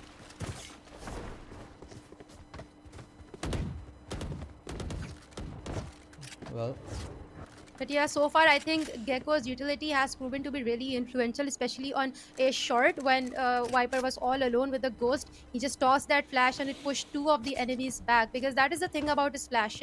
I think it does more than just blinding the enemies. It's also really intimidating. You know, you just really have to run back. You can't just turn around and then repick the fight. You have to dodge that flash, because shooting that flash is not easy. It has plenty of HP, and it'll take a lot of time, especially if you're standing in front of multiple enemies. It's really risky to take a duel with a blue blob. the blue blob just just floating in front of your face. Yeah, it definitely is difficult, and that's exactly why people do play it. And so I've heard quite a few pros complain about how Gecko is sort of is just sort of overpowered as well, hence the recent balancing patch that came out to nerf him a little bit. But we're gonna have to wait and find out how much of an effect does Venom's Gecko has on this map particularly. If Paid Hack so far, he has been the key player in these first 3 rounds for Team Perfectionists. Got 4 kills on his name already, an operator out. I believe we have some technical difficulties going on. We're going to be fixing that and hopping into the map very shortly. But on the other hand, COH, sure, they lost the pistol rounds. They answer right back with a good one of their own, and the round did look cleaner as well. So COH, they definitely have an idea what to do on this map as well. Yeah, and when it comes to agent pick, I'm really glad that they have gone with Fate. Both of the teams have gone with Fate because I am personally really tired of seeing Sova on the larger map. So it's incredible that we are seeing a lot of new agents coming into the play as well. Estra as well. I've not seen a lot of Estra in the Pakistani scene except for I don't know, someone in Envious is really good at Estra. I forgot. Beast. Yes. So it's really incredible. We are seeing new agents. But my focus is on Venom right now. Paid Hex, whereas on the other hand, has already gotten first kill against Panda with the big gun. Jet can be extremely dangerous when you hand him the operator, and that is exactly what has happened. All the enemies have pushed back just after the one kill towards the B side, and they are going to settle with trying to hit B at least. USQ has been doing an incredible job on mid as well. Smiley, he's gonna have to hold on to the site alone because he has no help present whatsoever for the time being. The orbs are out, going to pop the smokes as well, but the players are all close by. Aries pushing in towards back hall. The spike should go down as well. But now that the backup has arrived, oh no, Smiley, he's not ready for this one. One kill goes the way of Aries, and there's just no trade whatsoever. So this is not looking very good for Perfectionists so far. But still, a 4v4 for the post plan. The Fade has been tagged down quite a lot, but still very much doable. The smokes, though, gonna make things a bit more easier for them to retake into the site. Venom already hopping onto the defuse, but a 2-on-2 trade goes through. Still looking favorable for COH as the clock ticks down. There's just not a lot of time. The defuse needs to come in, and it needs to come in quick, but Obstacle denies it as he finds 3 to his name, and we're all tied up 2-2 to kick off the map 1. I think the lack of information really got to Team Perfectionists there. They were just continuously checking long. They thought that there was one long and one in the back alley, whereas they really needed someone to push into the back and get those players, at least get information to where to watch out for the enemy. Both Fade and Jet were focused towards the A long, which is why they just couldn't defuse the spike and giving the second round to Team COH. And we have a balancer now, but the defenders are not looking really good in their economy department. They are working with pistols, whereas Team Perfectionists have full utility and full weapons to work with. I think the Perfectionists are going with a mid push. Typically in such situations, it does work when you are good with pistols, and Team Perfectionists are pretty good in the aim department. But right now, Team Perfectionists have complete side control. Sorry, Team COH have complete side control on B side. Spike going down. Perfectionists, they don't have a great arsenal to work with here, but Venom, maybe he can convert something. Your favorite blobs out, but well, that is what's going to cost him his life as well. Hax does find one with a blade storm, but that's all she wrote for him. As only 2 players remain for Perfectionists. Smiley couldn't find anything either, as Errors is the cleanup crew for COH as they secure their 3rd in a row. And Team Perfectionists, it seems like they're trying to scatter here a little bit. They need to rethink their game, and now that they have full rifles to work with and a couple of ultimates on their side as well, this has to be their prime round to take in the early game. Yeah, I mean, the first few rounds when they pushed outside of the bomb points, that is what had worked for them. The push is the aggression, and I think they need to go back to that strategy because Spade Hags, he's really good with the aim, he's really good with the Vandal, and I think you need to just put the operator aside for a minute, get first few rounds, and then maybe switch to a more passive approach. But right now they need that aggression, but they're still sticking to their sides, playing it safe, trying to gather information using Fade's utility, but they will not find out anything. Fade has just trying to get more map control, rotating from one side to another. Both of the teams are playing it really safe. They're not making any weird moves.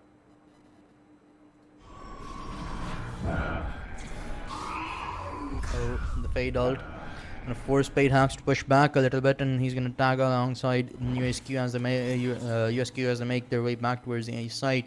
But still, COH, I like this approach. They've taken map control, but they haven't gotten too aggressive behind it. They want to really weigh out their options properly before they make any major decisions about where they want to go to. But it seems like their primary hit, of course, has to be the A side. All 5 of them stacked, 3 players making their way up towards Art already, or towards A Link, and now that the lightning strike is out, they're gonna push into the side. Secret still not cleared out. Venom, though, from back of the side, dealing a good amount of damage as USQ follows up with a kill of his own. Only 3 players remain for COH. Zolopi, though, he finds 2. USQ answers right back with one more of his own, but it is just not looking good as Airs 2 falls.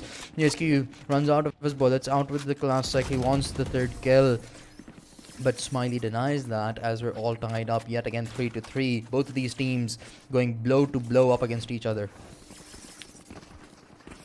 Yeah, they only had 40 seconds to do whatever they just did, and I was almost thinking that maybe they have overcooked the strategy. They have wasted a lot of time, but that brimstone ult was exactly what they needed to gather side control. So clearly, Team Perfectionist know exactly what they're doing. They're prepared for it, and they're using their strategy just the right way. And with that, they've also gained a lot of confidence. But again, it's 3 versus 3. Someone needs to take that lead, and it seems like it's going to be a really close match. A really good paired lineup coming into the play, gathering information. A little bit of a standoff between the two beasts. Team COH are once again weighing their options. They are not making any sudden moves. And they wouldn't, because it has been working out for them. Trying to walk in towards the B side, but I think Ismaili has a lot of information. He has the call, and he has called out for backup as well. Viper's wall coming into the play. A lot of utility on the B side, showering from all directions. Viper's pit will go down as well. Well, 5 on 5 for the retake. The Viper has taken a lot of damage from the side of COH, but Sammy, he provides a kill, eventually does get traded out in the end. The ultimate from Gecko allows him to enter into the site. HSN finds 2 to his name, and he's found the entry that they were looking for. Zolopi, the last one alive. The Viper's pit is still up. He manages to get one, but that is all there is for him to do, as the spike is going to get defused and Perfectionists take the round lead back. This was a good one, really. Smiley, he recognized the push that was coming in from the side of COH, went back over towards Link, took his time, didn't play impulsively, and as soon as his teammates came back, they did lose a player early on. The trade was efficient, and behind that ultimate of Gecko, HSN pushed in, and these individual duels are what turned the tides of this round.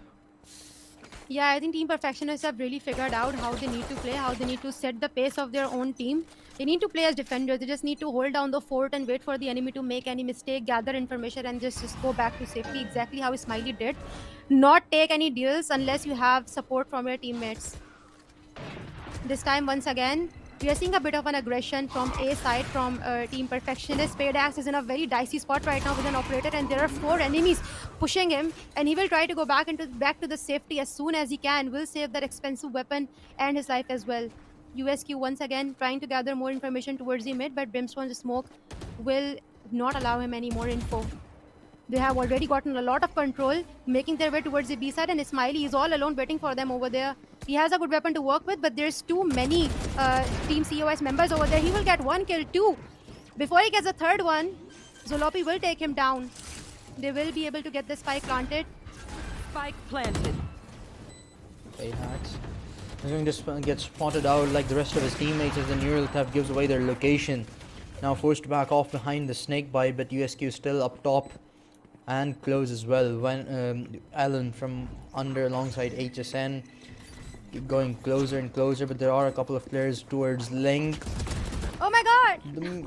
The miniature Gecko is gonna hop onto this diffuse, but if this happens, oh my god, I love it. A perfect retake from Team Perfectionists though, living up to their name, giving them a 2-round lead, but there was just not a lot that it seemed like was going COH's way, especially after Smiley got those first 2 kills. He had all the information that he possibly needed. He knew exactly where Zolopi was. He had dealt a good amount of damage onto Sammy as well. So Team Perfectionists, when they did go into the site for the retake, they generally had a sense about where the remaining players were for COH, so it did make things a lot more easier. Smiley definitely the MVP for that round. Yeah, but I also like how quickly COH are having read on what Team Perfectionists are doing. They knew that it's not possible to just break into the side directly, so they took a different route. They came in through mid. So I think they are playing really consciously, and they are aware of exactly everything that Team Perfectionists are doing. So I don't know. I think they're still in the game. It's still possible for them to just bounce right back and finish this two round gap. But so far, USQ has finally gotten a kill towards mid. He has played a huge role and a huge impact into the team with the information that he has been gathering. But he is also looking really sharp in the M department as well. He knows he has the spike down, but before he can do anything, Brimstone has already picked it back up, moving towards the A side, where HSN is waiting for him. He does not know that there is one player towards the stair, but Paydax is right there to provide support for his teammate. Gets first against Sammy. Obstacle will punish Venom with his position advantage that he had. Zolopi, they are having a tear with their sheriffs.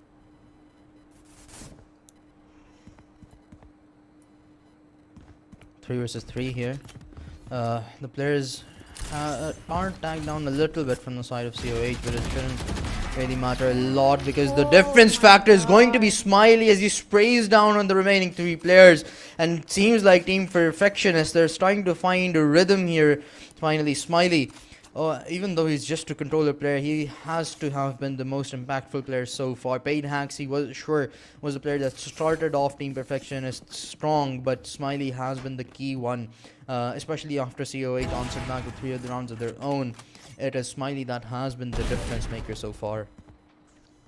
Yeah, for sure. And I think it also speaks a lot to the fact that how much positioning matters, because so far Smiley has always gotten these multiple kills because of the position advantage that he typically has. He holds such key angles and then he just sprays down multiple enemies. I think it's really huge, the impact that he has for his team so far. But right now, Team COH are trying to break into the B side, just like the good old times that have worked out for them in the past few rounds that they've won 3 rounds. Because mid is not working out. USQ is really good at mid. He has great backup, and Smiley is just right there to block off any pushes that come in from mid. So they need to play it simple, and this is exactly what they're doing. But I think they're just being a bit cautious, because for the first time there are 3 players on the mid side, because usually it's only just Smiley with USQ on support. But this time there is also Gecko waiting for them. Brimstone's orbital strike is coming into the play. Will not be able to deal a lot of damage, but Obstacle will use his bundle to get a kill. Venom will quickly trade him off, and Smiley is also right there to take the second kill. Obstacle trading off his teammates, bringing it to a 3v2 clutch situation. HSN slowly making his way towards back halls. Enters in, but the Molotov is going to force them out. The timing works out perfectly for COH as the clean house Obstacle once again with the 3k to secure a round for his team. He has been playing lights out in the rounds, especially that COH have ended up winning, but the utility usage, especially in the post plant, seemed really good from the side of COH. Although there wasn't a lot of time that they stayed alive in the post plant, but you know, the placement of the smokes just forced the remaining players of Team Perfectionists to come from under, and the Molotov forced them to push out as well, as they didn't have a lot of time to work with either. And of course, the map control that COH had at that point, it just was absolutely certain that COH knew what they were doing. Yeah, I think Team Perfectionists really need to stop them from getting any side control, because once they have side control, their post plant is impeccable. So Team Perfectionists need to pause them, and this is exactly what they're doing. After paired hacks, Venom has pushed through the mid, gotten the second kill, and there's only 3 COH members alive right now. They have the spike control, they have Viper and Fade on their side, Brimstone's smoke as well, a lot of support utility to work with, but they're up against 5 players. USQ has a lot of information. He knows that there are multiple players towards the mid area, which has called out for the backup towards the A side, Viper and Gecko. Oh, the read is perfect though. USQ is moved away towards Art, and that's all where the remaining players of COH are as well. With the pull, the timing was right, but the smoke's gonna force him back as COH look to enter to the side. The Fate out to counter it off, though HSN still holding on strong as he gets one. Allen does get another to his name, and Zolopi for a one-on-one trade gets finished off as well, and Team Perfectionists secure their 7th as we head into the final round for the first half. And this is exactly what we were what you said earlier on. You know, the Team Perfectionists. Sure, I guess they need to play a bit more aggressively because when COH they managed to get into the sides, their post plants are looking good. Team Perfectionists they've won quite a few retakes as well, but still COH they have just a general stronger sense of control when they have the spike down as well. So Team Perfectionists they need to avoid that. And in the final round, heading into the second half, it's always good to look at a scoreline that's double from your opponent. So 8-4, they're looking for this one. And HSN, ooh, he's pushed out. One player detained, but he's gonna have to deal with two more before he connects onto anything. Obstacle gets one to his name. He definitely wants to retrieve the Vandal there, but Perfectionists they want to avoid that. They want to avoid giving away weaponry to the side of COH, and hence two of them have already pushed up over towards A main. Yeah, even though it's Team Perfectionists who are one man down, they look really intimidated and they've crowded them in their own positions from where they were pushing, forcing them to reconsider their strategy. They're so far outside of the A side.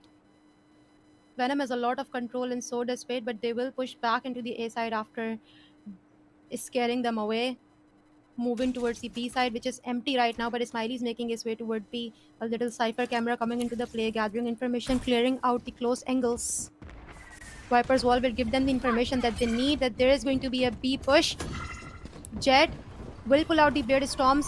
A hard push coming into the B side. Fade's ultimate will also push the enemies outside of B.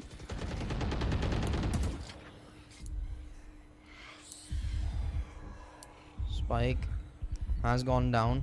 The Viper split online as well for COH, and this is exactly what we were talking about. Perfectionists, they needed to avoid this, but now that it has happened, they did eliminate a Viper split last time around as well. This time around, it doesn't look like the storyline would be the same, but it's a 3-on-3. A lot of damage dealt, and Fade Hacks coming from behind, but doesn't get the timing quite so right. Zolopi does fall, and so does the Viper split behind it, but there's just not enough time. USQ, he needs to move, finds another kill, but he has absolutely no idea where the last player is, and through the wall, Panda pushes in to secure the final round of the first half. 7-5 scoreline. Team Perfectionists on the lead, and COH. I think Team Perfectionists' agent composition does favor the attack side for them a little bit. So I think they are, of course, in a favorable position, courtesy of the scoreline and the composition that they are running. So it's going to be a rather difficult one, maybe for COH, but we're gonna have to wait and find out. Of course, they do have a heavy defensive composition to work with, 2 controllers and a Cypher to work with.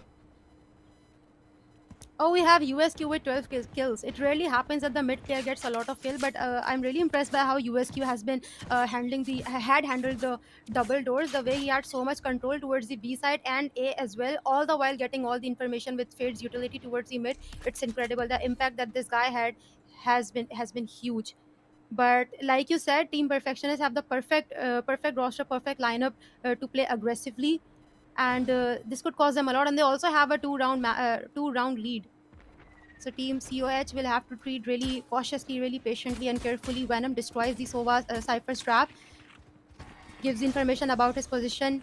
All the attackers are now making their way towards the B side. They know that there is only one player towards B.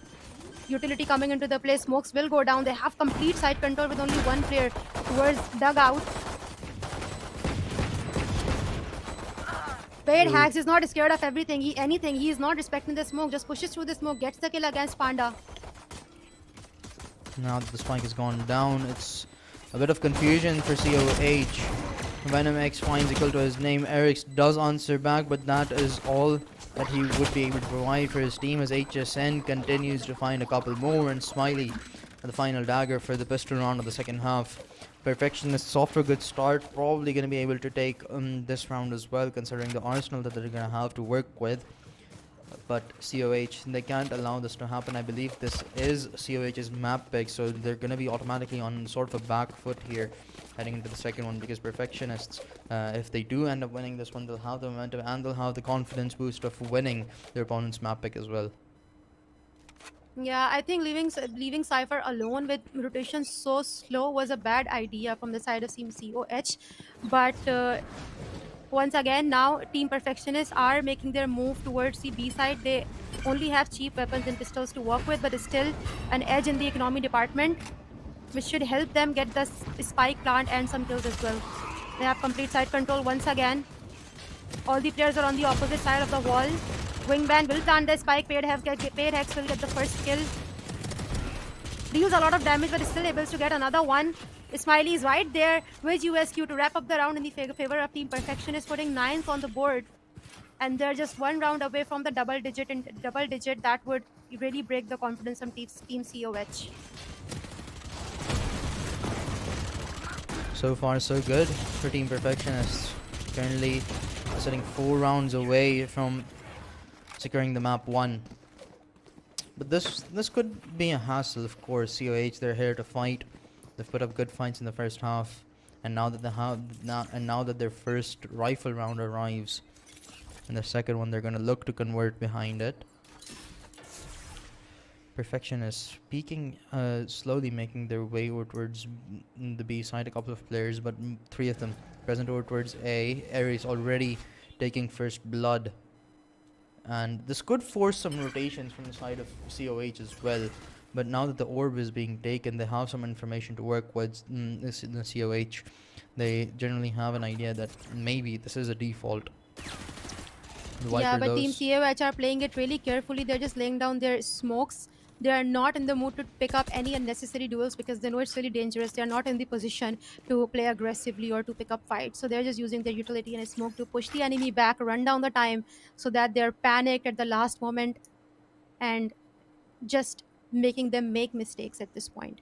But Team Perfectionists are being patient. They still have 40 seconds on the clock. They're making their way towards the B side where there is only Viper waiting for them and Fade towards the mid area. It should be comparatively easier to take A, to take B, because Cypher's utility is just very hard to tackle with, and the timing is insane because all the defenders...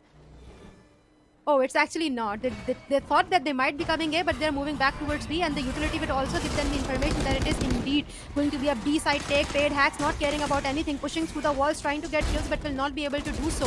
Pushes right back. Zolopi is there to take the kill. USQ manages to get only one, but Ares is right there to wrap up the round, not allowing Perfectionists to add the double digit on the scoreboard for them. Yeah, they're keeping them away from the 10-point mark, at least for the time being, but a very well thought out round from the side of COH. Ares found the first pick over towards the long, and as soon as Team Perfectionists headed into the side, it just seemed like they were a bit more desperate to get the spike down than anything else. And sadly, they couldn't even achieve that. Paid Hacks pushed up over towards Link, but he had to deal with a couple of players on his own as well. Had no initial backup as he rushed into the site alone initially, and just really didn't work out for him. Now, though, it's going to be much more of an equal matchup, as Perfectionists have bought themselves the rifles of their choice.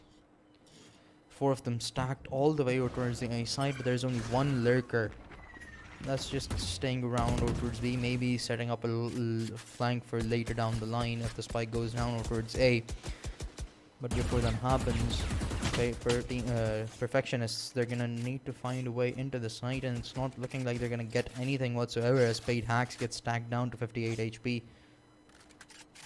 Yeah, like I said in the previous round, they're just doing a really great job of scaring away the attackers. They're laying down the utility, but not putting their own neck on the line. And it just does a great job of running down the time, and nothing good comes out of 20-second side take. And once again, Team Perfectionists have been pushed back from A side again. And it's just Viper alone towards B, just waiting for the rotations from A. But again, on B side as well, there are 2 enemies waiting for them. It should not be easy for Team Perfectionists to do this, but they do have 5 players to work with. They have the spike, they have the utility, they have everything. It's going to be a fair match. Venom just creating a little bit of distraction towards A side. And I like how quickly Team COH are rotating. They're just running between A side and B side, and this time B side is empty because they had already left towards A when Venom tossed that little utility as a bait. Ares gets a kill through the wall bang against Smiley, not allowing them spike plant, and another one, leaving only 2 players behind who have to plant the spike within 1 second, which is not possible, and that will be the 7th win for Team COH. Incredible. Like I said, running down the clock is the best strategy you can do as defenders when you don't have the map lead, because you know it's too risky to put your neck on the line. It's too risky to pick up duels when you're not feeling confident in your aim. All you can do is rely on your controllers and your initiators to kind of send the attackers into a panic of doing everything within the last few seconds. Oh yeah, Ares. Just lights out in this one.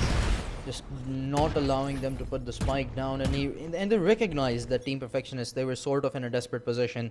Team Perfectionists, they just were second guessing themselves so many times in that round that it just didn't work out for them. The timer was their major enemy towards the end. Had they moved a bit more quicker, maybe they could have gotten the timing right as well when COH had rotated out towards the B side, but that just certainly wasn't the case. This time around, they make moving in quick, and it just worked out so far, but a one-on-one trade goes through. The spike yet to go down as Panda finds his second. HSN does answer back with one of his own. Spike should go down this time around, but now a 3-on-3 for the retake. The Astro Ultimate available for Perfectionists to utilize as well if need be, and there you go, it's going to pop out as soon as I talk about it. But ooh, Semi, he's found the opening. USQ in a world of misery, but he has the help he needs, and Smiley alongside USQ clean up this round. Finally put Perfectionists on 10th. Yeah, I think it was a great entry from Paydax, even though it was a little bit irresponsible. The way he just dashed into the face of the enemies on the back of his smoke, dealt a lot of damage as well, but turned that into a kill. At least I think that is exactly what you need. This is the type of a confident player that you need when you are in such a dicey spot. Someone who just says that, okay, just let me get inside and get a kill. I might die, but I'll be able to get at least one guy for you. And it has worked out for Team Perfectionists, and I think they will stick to this strategy, sending paid hacks aggressively inside, and once again dashing in, trying to get some information and maybe a kill as well. But Brimstone's Molotov will push him back, refusing him to replicate what he did in the last round. A side is empty, just Cypher and his utility waiting for them. But it's not easy to counter Cypher's utility, not when you don't have a KO.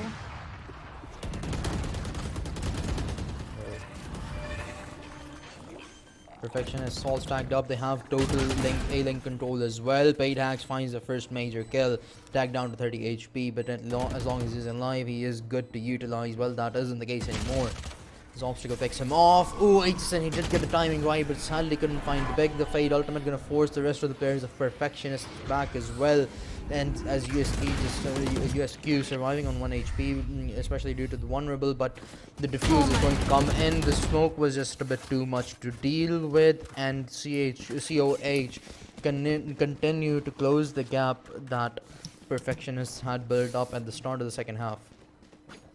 I think this is the most nail-biting game we have had so far, besides the VRN one, because VRN, there were 4 players, so it was not in a way fair. But this is like 5v5, and they are both just equally good. I was like, did you see that Gecko just sent in his wingman and planted the spike, even though there were 4 enemies present on the side, and no one had set foot inside? All the defenders were just waiting for Gecko to do his magic, and that is exactly what happened. But it was not enough. They needed someone to be inside site A to actually defend the spike from being diffused. But right now, Ares has gotten the first kill against Paid Hacks. Once again, his aggression is not coming in handy. Gets the second one as well, and his operator is still well oiled and active. He's waiting for the third one, but there's no one there. No one will dare to set foot into Ares' crosshair. The Perfectionists are down to only 3 players. Alan going to be the first point of contact on the side of the attackers. Won't be able to find anything as Ares gets the third by his name, adding to the tally.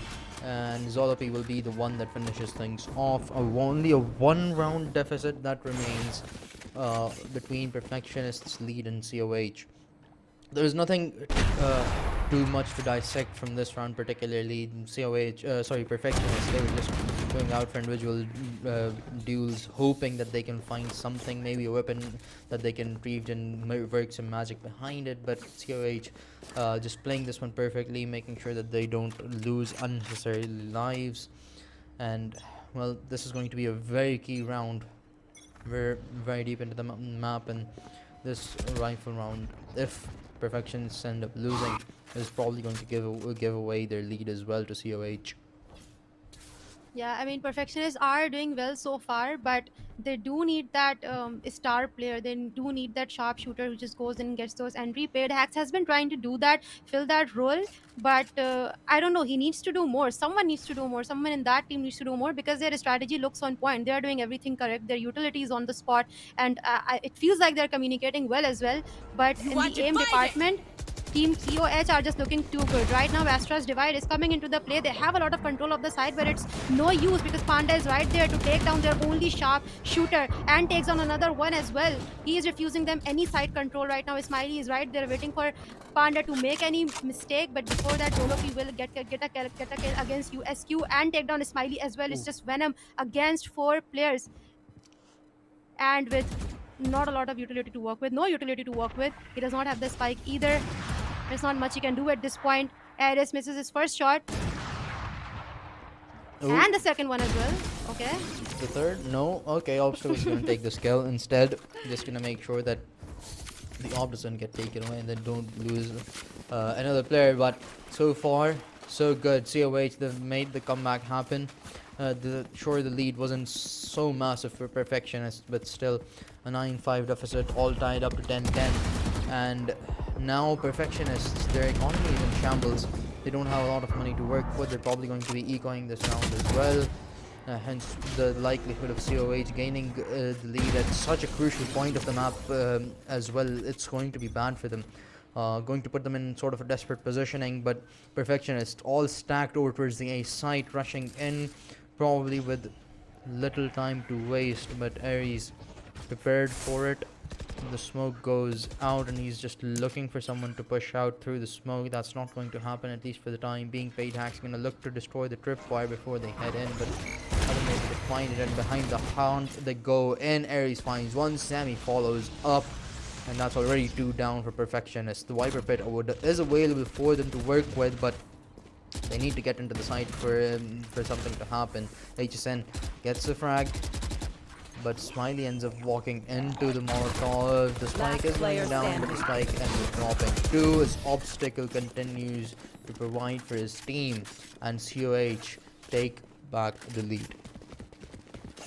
I mean, at this point, it seems like nothing is working out for Team Perfectionist because this is exactly what was going on in my head. That maybe Team Perfectionist need to just execute a 5-man push on the A side because they haven't tried A side in a long while.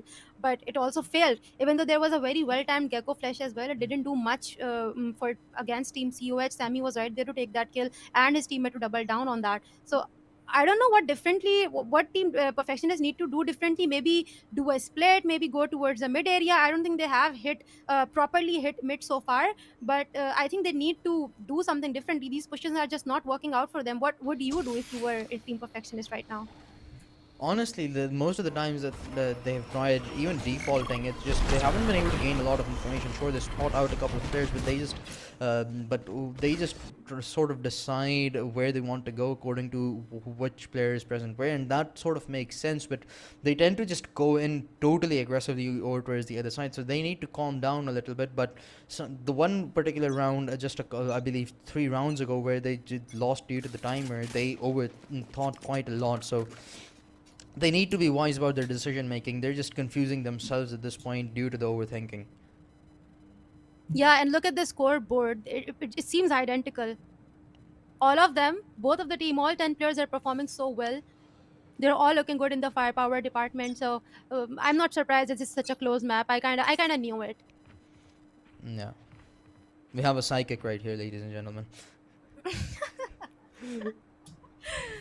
Frisbee knows it all, of course. I'm kidding, but COH.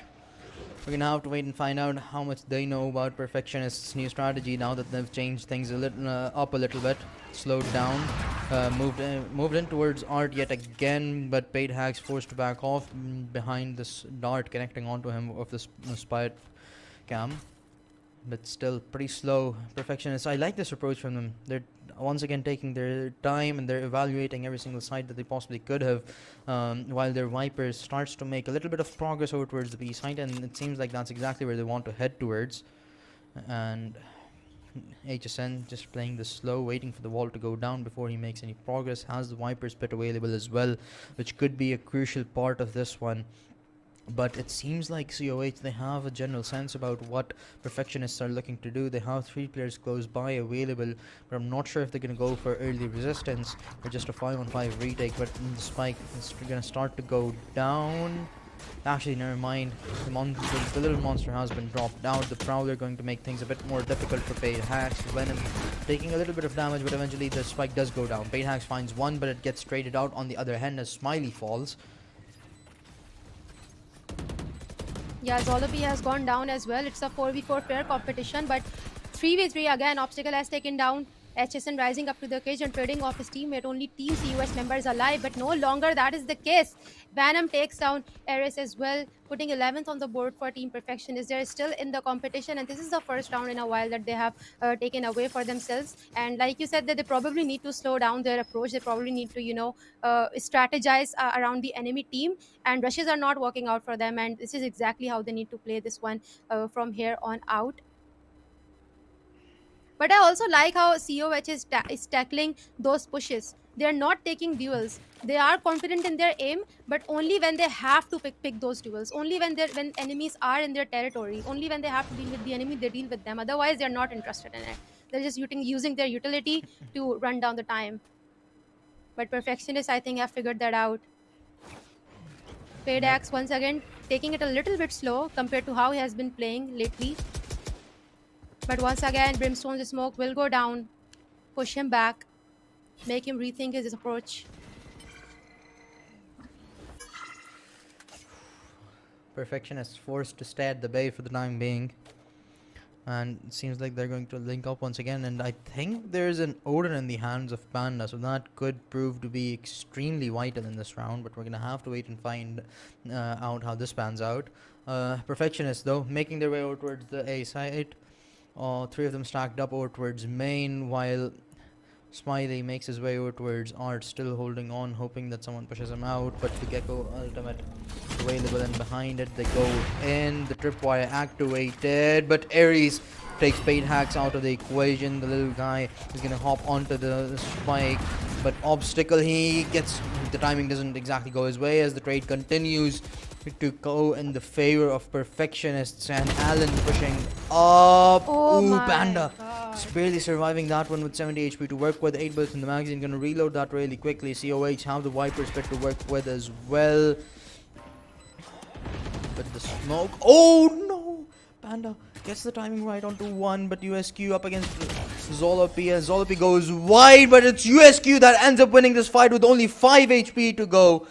And they put themselves on map point after losing 5 rounds in a row. Perfectionists now back with 2 of their own, and in such close fashion that could have really gone either way. Yeah, once again, the same old slow approach that has worked out for them. Just taking it really slow in the beginning and then entering the side in a big crunch. But that's really interesting that Panda had the Odin equipped. Comes in handy in all stressful situations, tight situations like this one. With that, Team Perfectionists are only 1 round away from the win, which will take things to the next map. But I think it's still too early to say anything because Team COH are looking really good and the map could still go in their favor. Team Perfectionists once again doubling down on the A side, the side that has worked out for them every single time, almost. But Cypher is waiting for them right over there as he gets the information that his trip has been broken. Brimstone will quickly smoke out this angle, as always trying to push them back. There is always HSN on the other side of the map. In case things don't work out towards A, they can quickly rotate towards B. And I think they are considering this option as well. They're not crowding outside of A this time.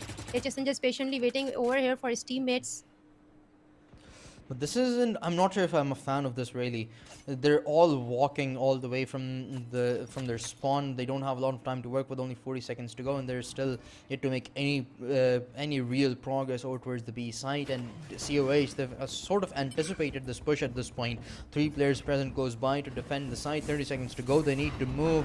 This is going to be some desperate moments for Perfectionists as the spike starts to make its way into the site. Paid Hacks goes in, but he falls immediately to the hands of Ares. Aries. This story has continued across the second half. Aries continues to deliver as HSN 2 shall fall. The Viper's bit goes out, and it seems like we're very likely looking at an overtime in the map 1 of this final quarterfinals of the tournament. Aries finds 4, looking for the ace, won't be able to get it, but the defuse still yet to come in, but it should soon as Smiley 2 shall fall. Yeah, I think they really do need to take your advice, Joseph. No, everybody should take my advice. Very Yeah. nice. But I just can't seem to take my own advice in ranked games, so don't always take it. Yeah, because typically it does work out. Like you rotate from one side to another, faking one side and then moving towards the other side. But I think you were right. I don't understand why they were walking in this spawn, all 3 players, when HSN has not made any progress towards the B side either. I mean, it was kind of a dumb move in all honesty. They should have probably started running away as soon as they reached their spawn, but they did not, and that cost them a lot. The rotations had already happened. B side was stacked with defenders, and of course Eris with the operator, who got 3 kills last round, which is insane. But yeah, we are in the OT, first OT for today. Perfectionists on defense and COH on attack. Team Perfectionists were pretty good in their defense at least, so I think they should be comfortable playing this one round at least. Team COH will want to play it very carefully, which is exactly what they're doing, scattered across the map. And Eris will punish Smiley for over-peaking. They already have the man advantage in the first few seconds of the round. Still not capitalizing on it. Aries, he has been the key factor with the operator across this map, especially in the second half. He has been absolutely lights out. Got a 4K in the last one. A couple of 3Ks earlier on as well. The first blood in OT. That's going to change things quite a lot. But now, behind that one single frag, CO8 start to make their way over towards the B side. The Viper wall is up, and behind it, they go in. The Haunt out. This height is clear, and they all acknowledge that this fight should go down in a timely manner here. And as it goes down, the players of Perfectionists start to stack, and Aries pushes up, but sadly he will be denied anything whatsoever this time around, as Paid Hacks finds the better of him. A one-on-one trade follows with behind it, and they're all tagged out 3-3, but USQ finds 2, and HSN will clean things up as Perfectionists once again reign supreme on the defensive side.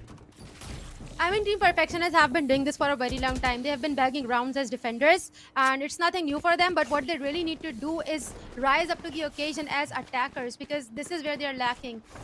They have failed to time their pushes, they have failed to time their utility, and COS are just really good at locking down their side. So if they want to win this is the round. This is the round where they need to do something different that they have not done in the past, because I think COH has really good read on exactly how Team Perfectionists play, and they're really good at countering it as well. Look at But that. look at this shot. In fact, like He only Aris has has been on like fire one bit lately. to work with, and he made it work.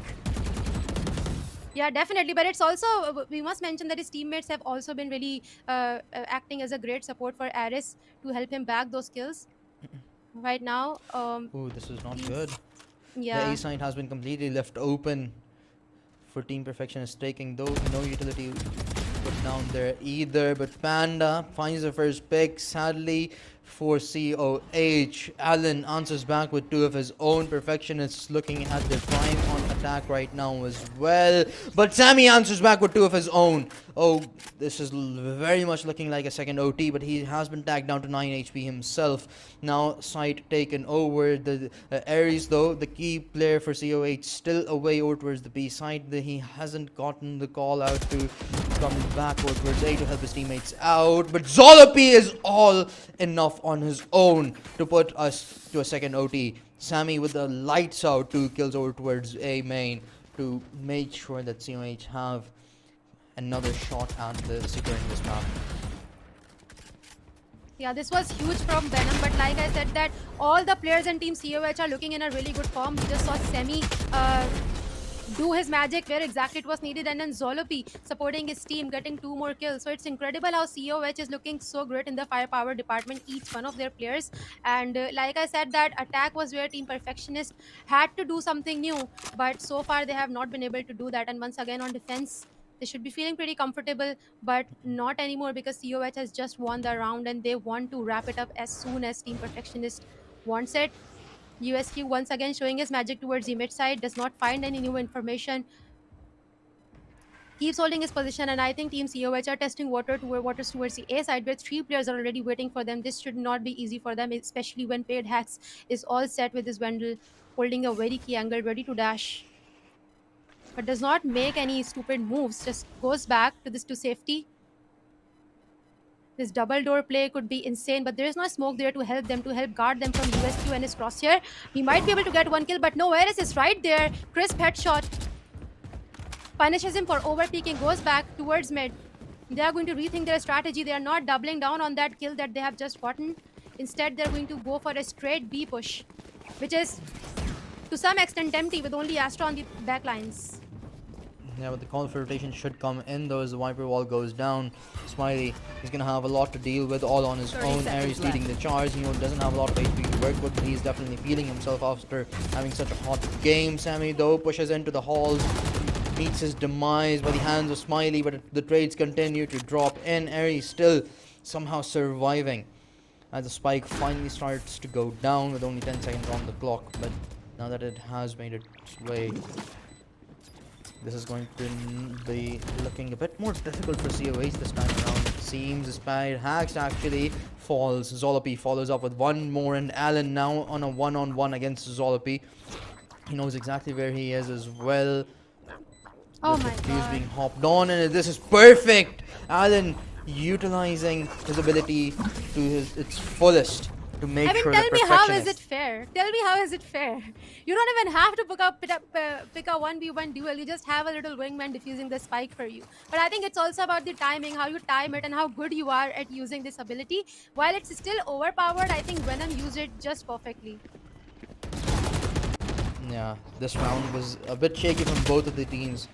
Aries did get two. Zolopi tried to make some magic happen, pushed out a little bit over towards B main, didn't exactly play on his teammates' contact, and they could have potentially traded it out, but now that round's done and dusted, COH yet again on the back foot. They're gonna have to convert this one in order to push us to a third overtime. So far, every single one of these teams have won the defensive rounds. Yeah, and I think they are once again trying to hit the B side where 2 players are waiting for them. Paid Hacks feeling really confident, will try to get the first kill, but will be denied that.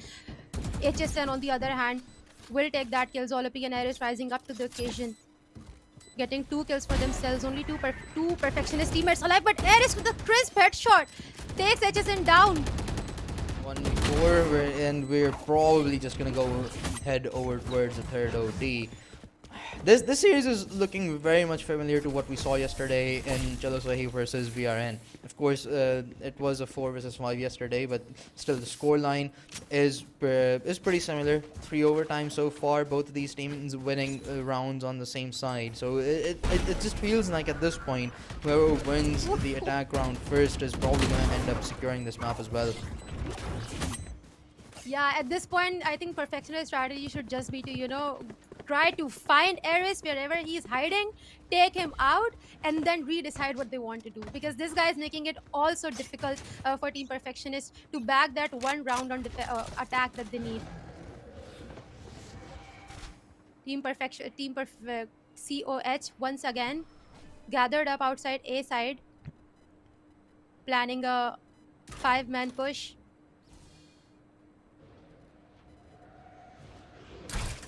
All of the players once again stacked over towards A main. They're gonna get the orb and whoa, and actually the wall is maybe just a fake. COH slowly making their way back. Aries going to stick around though. Maybe try and find something. The haunt is just not, doesn't exactly has the reach to pick him out. So now Perfectionists, they're second guessing themselves. They are uncertain about what COH is looking to do. They haven't exactly rotated out just yet, and that probably is the wiser decision. As COH making their way towards Art, the smokes go out, and this should be confirmation that COH are present. Allen finds the first pick, follows up with one more of his own, did go down, but USQ going to further strengthen the lead that Perfectionists have developed in this round. HSN is going to get pushed through the smoke though, but the trade is still efficient, only leaving Zolopi all on his own. They're unaware of his positioning, but this should not be too easy for him to clutch up. He has been spotted out. The op shot missed, did deal a bit of damage, and eventually he too shall fall to the hands of paid hacks. Yet again, Perfectionists have the upper hand, and now they just need to win the round on offense. Yeah, which is the real ordeal for Team Perfectionists.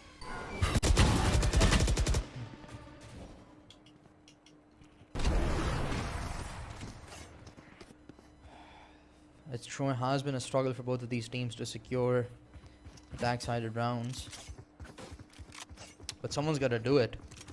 We can't be going on with this OT forever. At least I think so. Sure seems like it. Right now, it seems that Perfectionists are trying to go for a bit of a split approach that I think Intec talked about works for them really well. Instead of just going for a 5-man push, and they're doing exactly that. Will try to get the first kill against obstacles, succeed in doing so, but it will be traded off pretty quickly. Ooh. But paid hacks will make up for the man disadvantage. Takes out Panda. HSN on the other hand is helping his teammate. Takes their star shooters Samir out as well. This could be the round for Team Perfectionists. They're 4 alive, whereas COH are only down to 2 players. The Viper though coming on from a flank, but they aren't expecting this one. The USQ falls, but the trade is efficient. Paid hacks going massive in what could potentially be the final round. We've talked about how Ares is the star player. He's been lights out, but there's just too much he needs to deal with, and this time around when it mattered the most, it's paid hacks that comes out on top of the jet battle.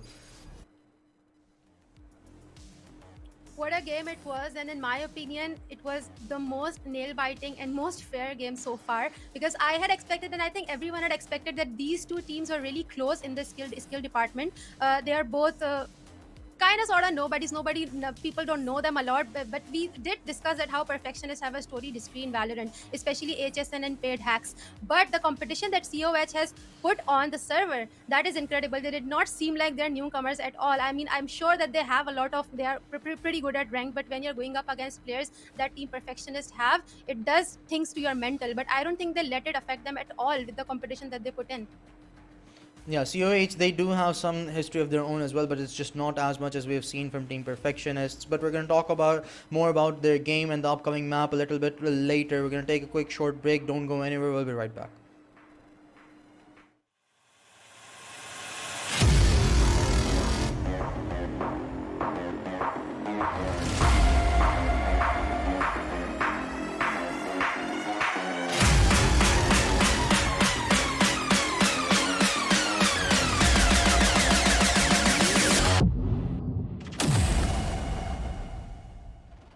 To make this all possible for me, my friends at Zah Computers hooked me up with all kinds of monitors. Ultra high-res 4K monitors, gaming monitors, ultra-wide monitors, you name it, they sent it over. So once you're done watching this video, click on the link in the description, hook yourself up with a brand new monitor. These guys provide great service and are super professional. I myself purchased 2 monitors. The one behind me is an ultra-wide 38-inch monitor that I got for myself. It's pretty color accurate. I do most of my work on it. There's another 4K that I bought, and I'm very happy with the service. So go check them out.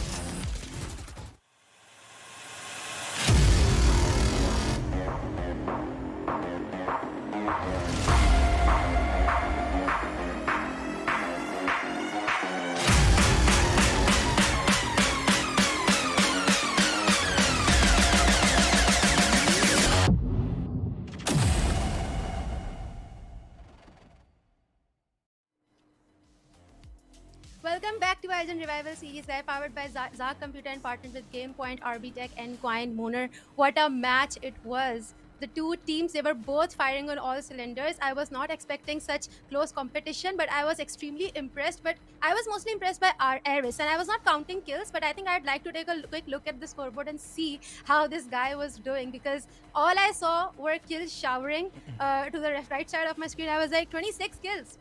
That is pretty incredible. Oh yeah, it is, and as you said, the matchup was extremely close across the whole scoreboard. It is pretty much tied up. Paid Hacks had 24 kills, extremely impressive as well. 226 ACS on the side of Team Perfectionists at the top. 250 for Ares. Of course, he was sort of the lights out player in this matchup. Panda with 24 of his own, Zolopete on 21. Sammy sort of had a rather disappointing game, but he did his job when he needed to the most, especially in OT. There was one particular round where he was the Hail Mary for COH and he pushed us to another overtime. So 14-21, the KD score, it isn't great, but the ACS sort of helps develop an image about how crucial he was to his team. On the other hand, USQ on 24 kills, Allen with 21, Smiley the same, HSN on 16. So across the whole scoreboard, it is pretty much tied up. Both of these teams were trading blows back to back. The first half, only a 2-round lead for Team Perfectionists. Heading into the second one, we tied up, and then the OT, it went to three OTs, and eventually Team Perfectionists, they came out on top. Yeah, definitely Team Perfectionist was the better team today, but I'd like to know what was going on in their heads and on their Discord servers while they were playing that game. I think we have comms ready, so we'll take a quick look at what was exactly going on TeamSpeak or Discord.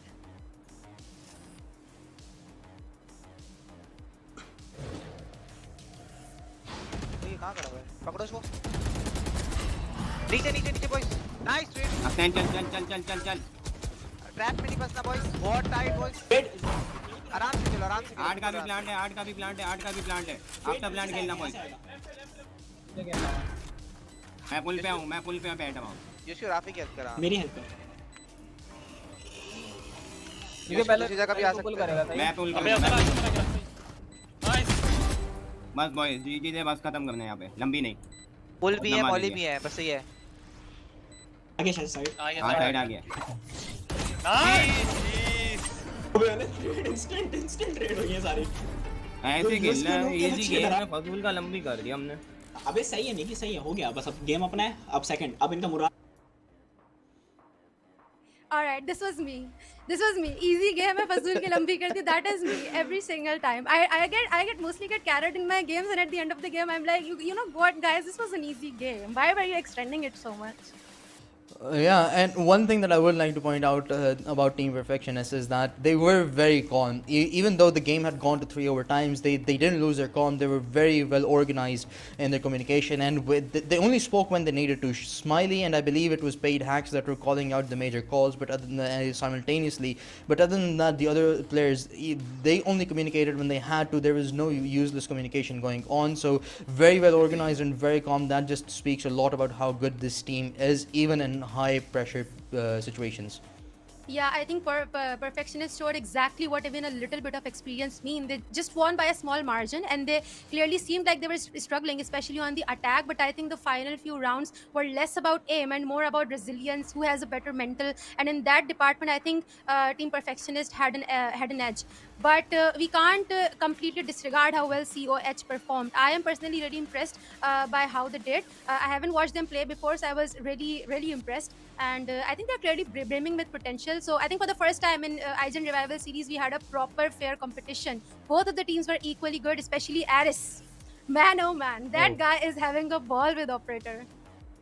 Well, enough for the first map. We're going to move on to the next one. It is going to be Ascend. I believe this is Team Perfectionist map pick, so they're going to have all the momentum that they possibly could have wished for heading into this one. They're definitely feeling confident, and as we saw in the comms, they are very calm as well. So everything, for the time being, seems to be going in their favor.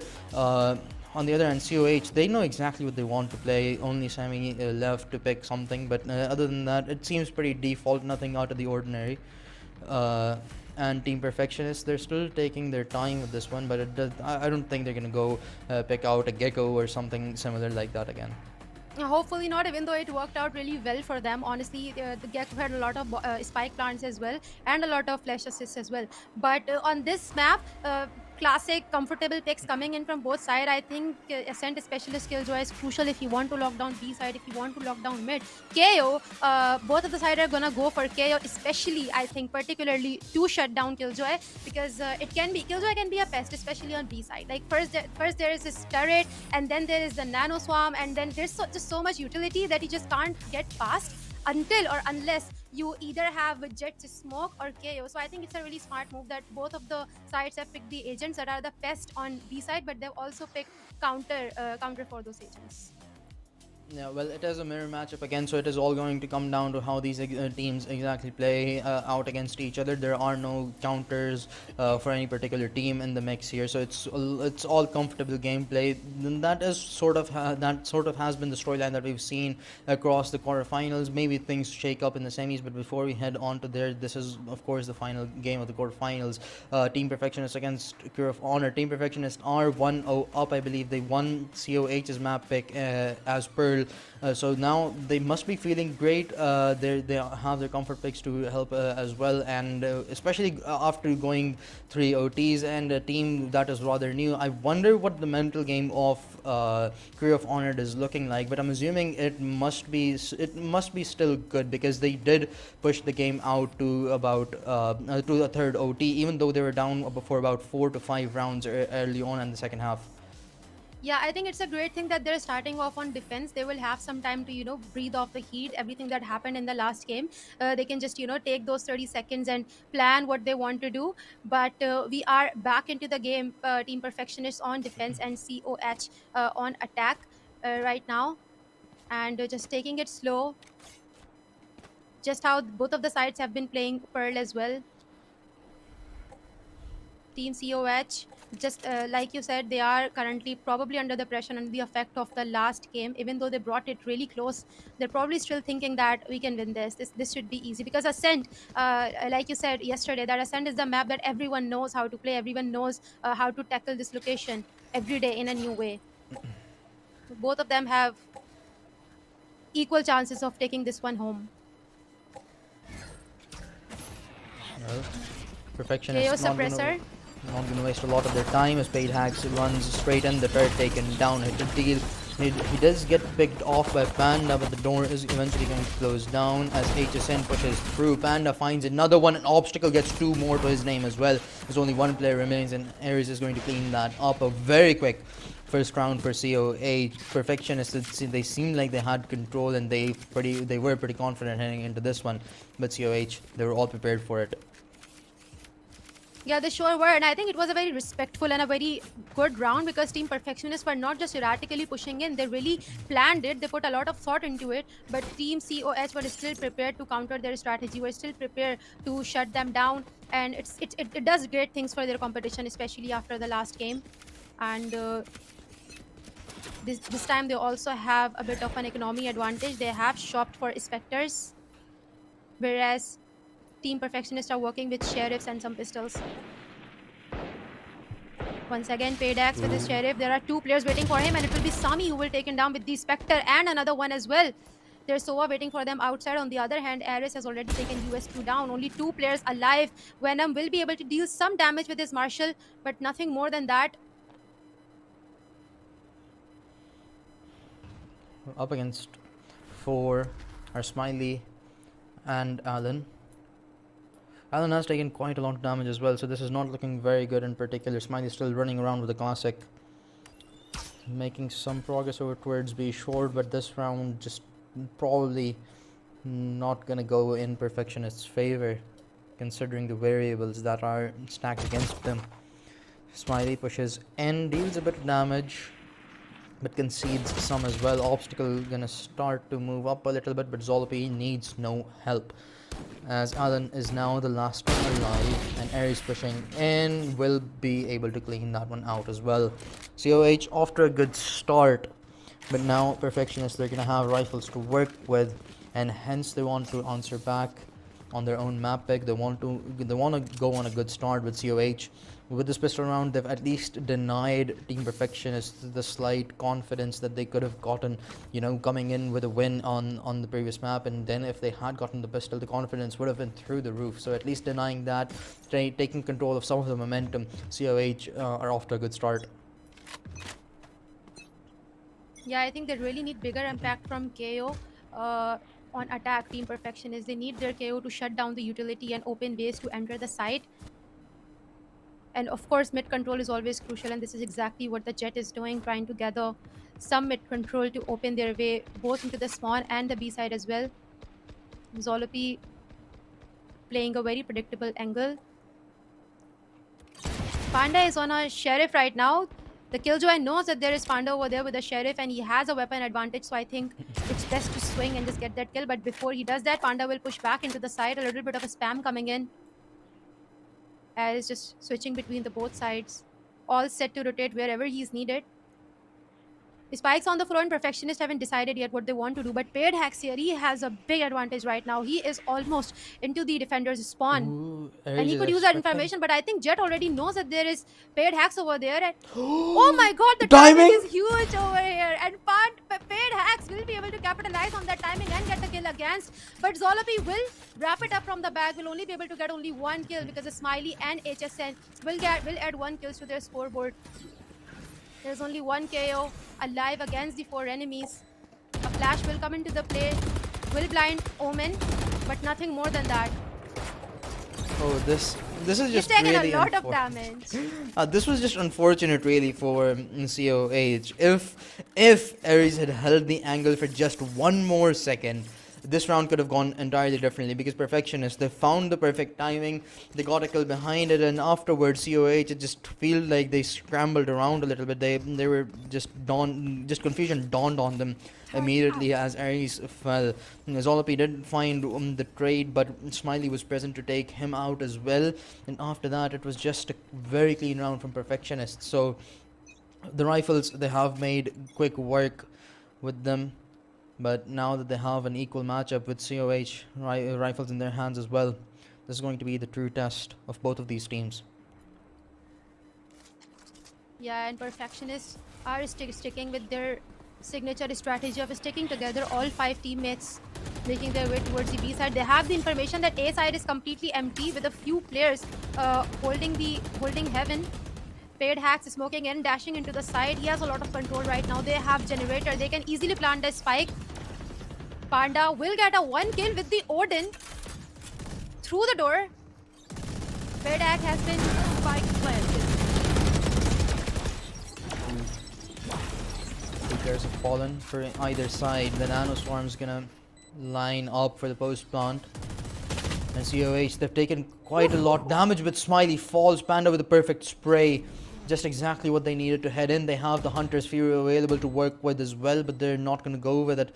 They're instead going to possibly just hold the smoke, but the defuse is coming in. The Nano Storm going to force the players to back off. A one-on-one trade goes through, and now HSN, he's going to have to deal with 2, and Panda's LMG is just a bit too much to deal with. The Odin works out.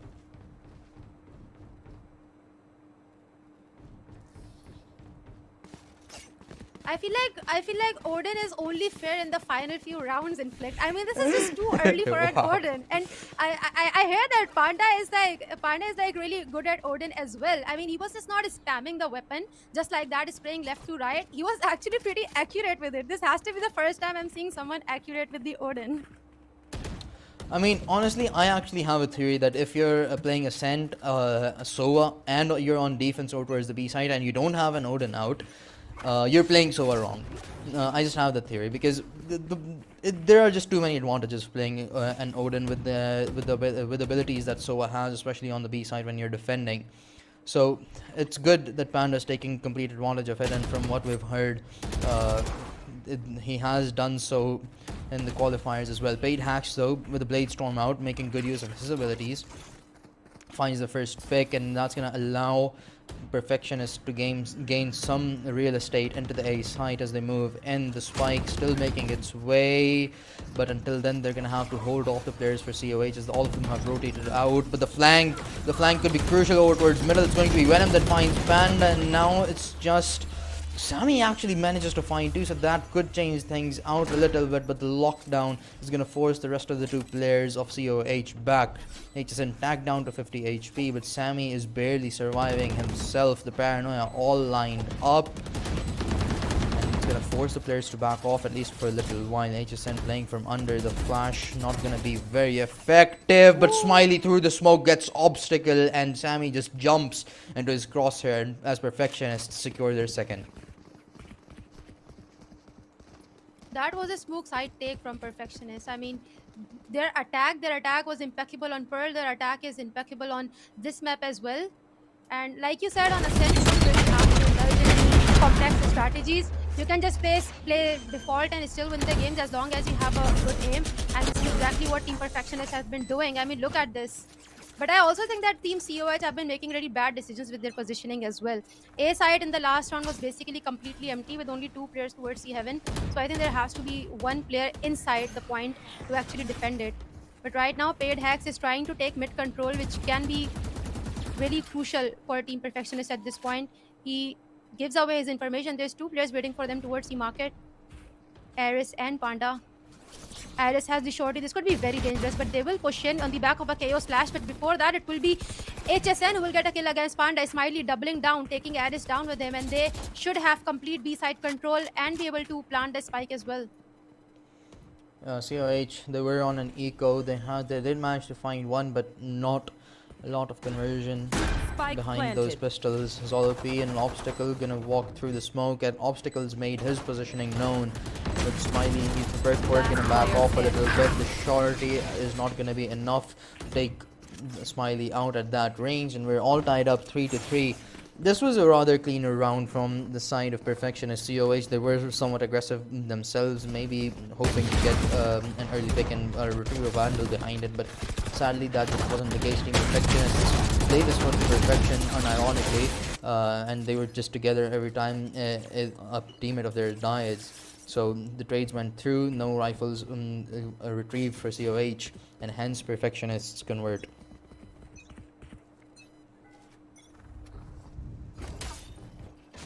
Once again, Dart going towards mid. Paid Hex definitely needs that information to make his first move that he has been making so flawlessly in the past few rounds. This time a smoke will go down. Spamming through the wall, sending the suppressors. They are not letting Team COH breathe in the middle area. The spike is still in the backlands. They have plenty of time to make their decision. This is the thing with Team Perfectionists. They do take their time. They are slow, but they are not too slow. They don't waste their time. They know exactly when to hit the site. Crowding towards the A short.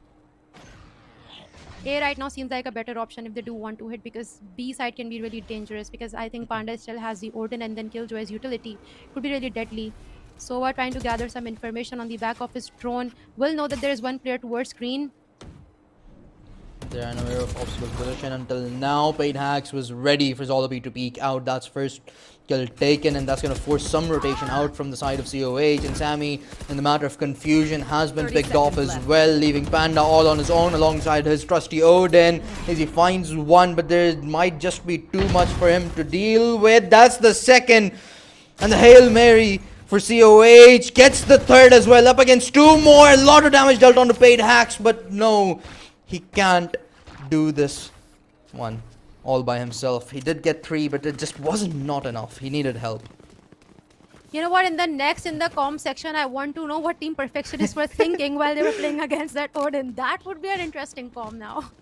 That is the comm you wanna play. Yeah. I'm not sure if that was that would be a comm we could play, but For if we very could, obvious reasons. that would be very fun for us, right? Yes. But Perfectionists now a 1-round lead. So far so good. They did start off a bit slow here, and COH once again on weaker weaponry. It's not really looking too good for them, and forced to back off. They did try playing a bit more aggressively, but they've taken a bit of damage. They did take a kill with them though as they back off, but still it just isn't too big an advantage yet. Yeah, and Team COH have left A side open for a few seconds. They are now returning towards A, but Team Perfectionist is still once again taking their time to make a decision where they want to go. On the other hand, Ares has his Blade Storms activated. He would want to be more aggressive, would want to put his knives to a good use and get a kill. But once again, the same old strategy coming in from Team Perfectionist, using Sova's drone to open choke areas, to open choke points so they can breeze through the side. Paid hacks. He has barged into the side. He does not know there is one player waiting under the heaven for him, which is a pretty predictable angle. I think they should be Spike expecting planted. that. Spike will go obstacle. down and Paid hacks is finally going to clean that angle, but I think it's just safe if he just leaves it be because there's just smoke over there. But Obstacle will make the mistake of over-peeking and will get taken down. Defender Killjoy also coming into the play, pushing all the attackers, trying to push all the attackers outside of it. But before it can do any of that, the attackers are really quick with their kills. Now the Hunter's Fury going to deny the lockdown as well, and Ares just down with 15 HP. And there's only so much that he can do. He's panicking as he backs off. Smiley catches him with his pants down.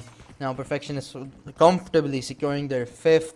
And now they have the momentum in their favor. The economy is very well built up. They could probably end up losing a couple of rounds and still have a full buy-in the round afterwards. So COH, this is where you need to shut down Perfectionists. Otherwise, it is not going to be good for them. Perfectionists, they're definitely feeling comfortable so far from what we can tell. You know, they struggled a little bit, but as soon as they figured out what COH were playing like, it's just been rather easier for them. Yeah, and considering that they have a Killjoy to take care of one side, and then they have KO as well, they have smokes as well. It's basically a mirror lineup. So I think this lineup is perfect to play defense as well as attack. Considering that, I don't know why Team COH are having such a difficult time just holding their fort, blocking their sides. Clearly, it has something to do with the information gathering from Sova and how Paid Hack is capitalizing on that information. Already, they have gotten 2 kills against Panda. Finally, their Odin shooter is down, but Ares is right there with the big gun, taking the 2nd kill. He's not allowing the entry into the B side. The attackers are struggling a little bit, but they will finally make their way through the catwalk and into the side. Should be able to get the spike planted as well.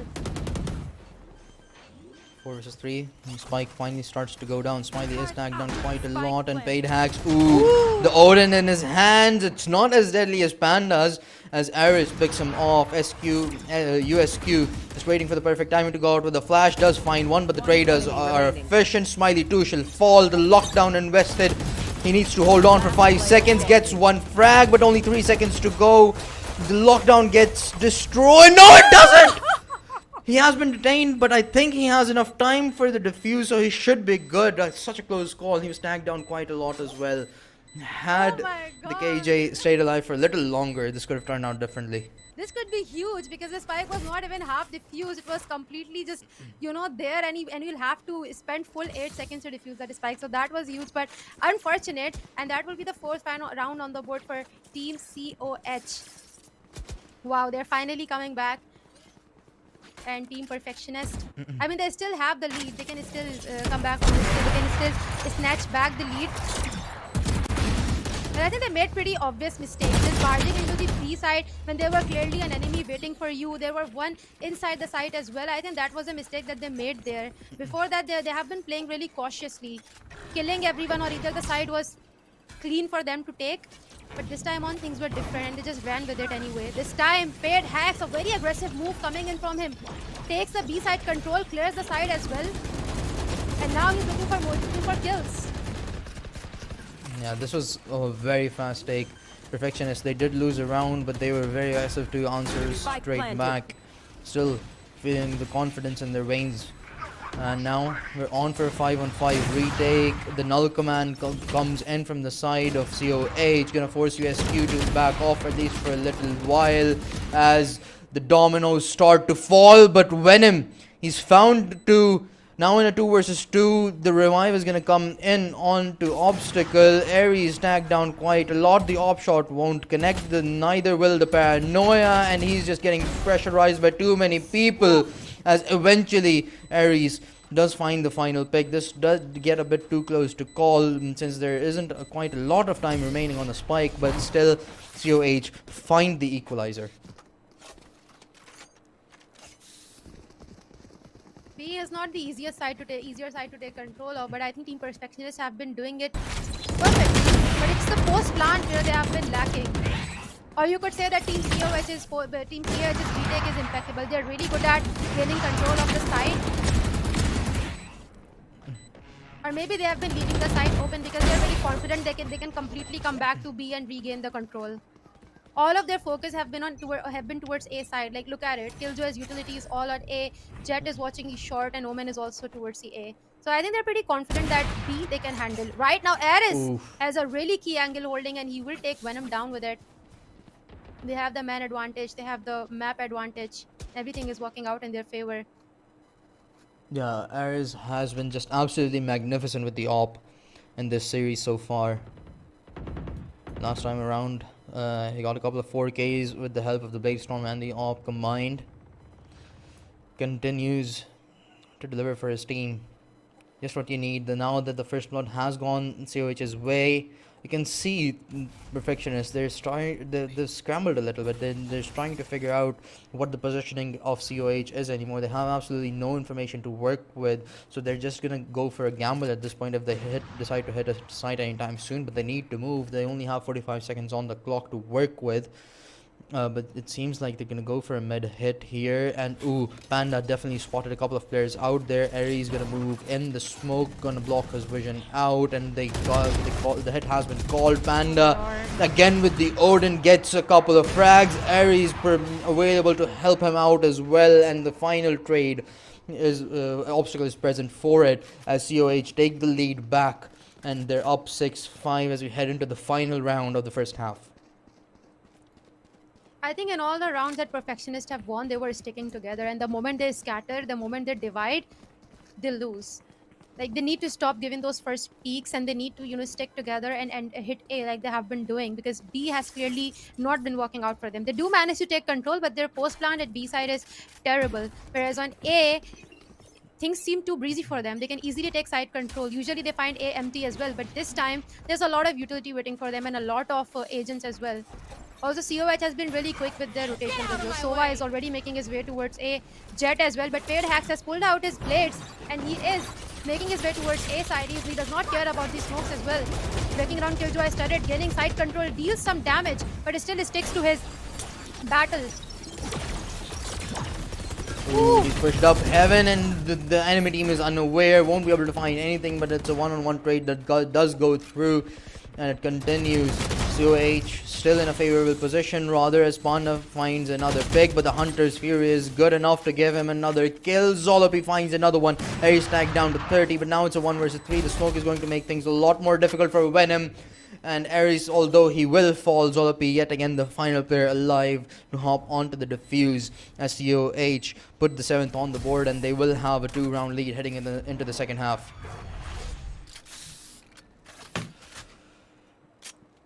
I mean, it's pretty clear Team COH have figured out how Team Perfectionists have been playing their side takes, and they have prepared a really well-cooked strategy to counter it as well. There was a lot of utility on A side, and there were a lot of agents as well. Their rotations have improved as well. They're rotating right away from B, and if they have called for B, they rotate right away from A. And I think it's a really smart move. Considering how plain and how default Team Perfectionists have been playing, I think COH should also stick to the default strategy and not overthink anything that they may fake, or maybe they're coming there, maybe they're coming over there. And this is exactly what they've been doing, and they're winning their rounds. Yeah. I'm not sure why exactly COH have called for timeout. I think their player may have disconnected, but I'm not really certain about it. But regardless of that, a 2-round lead this round. Perfectionists, you're really hoping that this goes their way if they want to win this one, because it is of course their own map pick. They've had a sort of a hot start. They won 5 rounds in a row, I believe. But COH, as soon as they understood the game plan that Team Perfectionists were running with, they changed things up, and it worked out absolutely perfectly for them. Yeah, and when we look at the scoreboard, Panda is on 16 kills, and I'm pretty sure they're all with either pistol or with Odin. So yeah, it's definitely not a troll weapon anymore, you guys. You don't have to wait till the overtime to pull out the Odin, and with that we have our MVP with 16 kills, all with the Odin. The magic in the beginning of the round. You're seeing it here for the first time. Yeah, this should just be a stamp of affirmation, in that the Sova Odin defense setup is absolutely gorgeous, and if you're not doing it, I'm telling you, you're playing Sova wrong on Ascent. But now it's Perfectionist's side to defend the sides. Of course, no Odin this time around. We're only on the pistol rounds. USQ pushing up a little bit over towards short. Will find one, going to back off here. Play this rather safe. The paranoia further going to force him back. Spotted another one, but the nade going to isolate the fight for him. Oh, he got pushed up, but he had the help of Allen present behind him. Smiley spotted one player out, but I'm not sure if he's aware of Zolpi's position. Well, now he is, and he's picked him off. The final 1-2 shall fall as Perfectionists secure a flawless pistol round.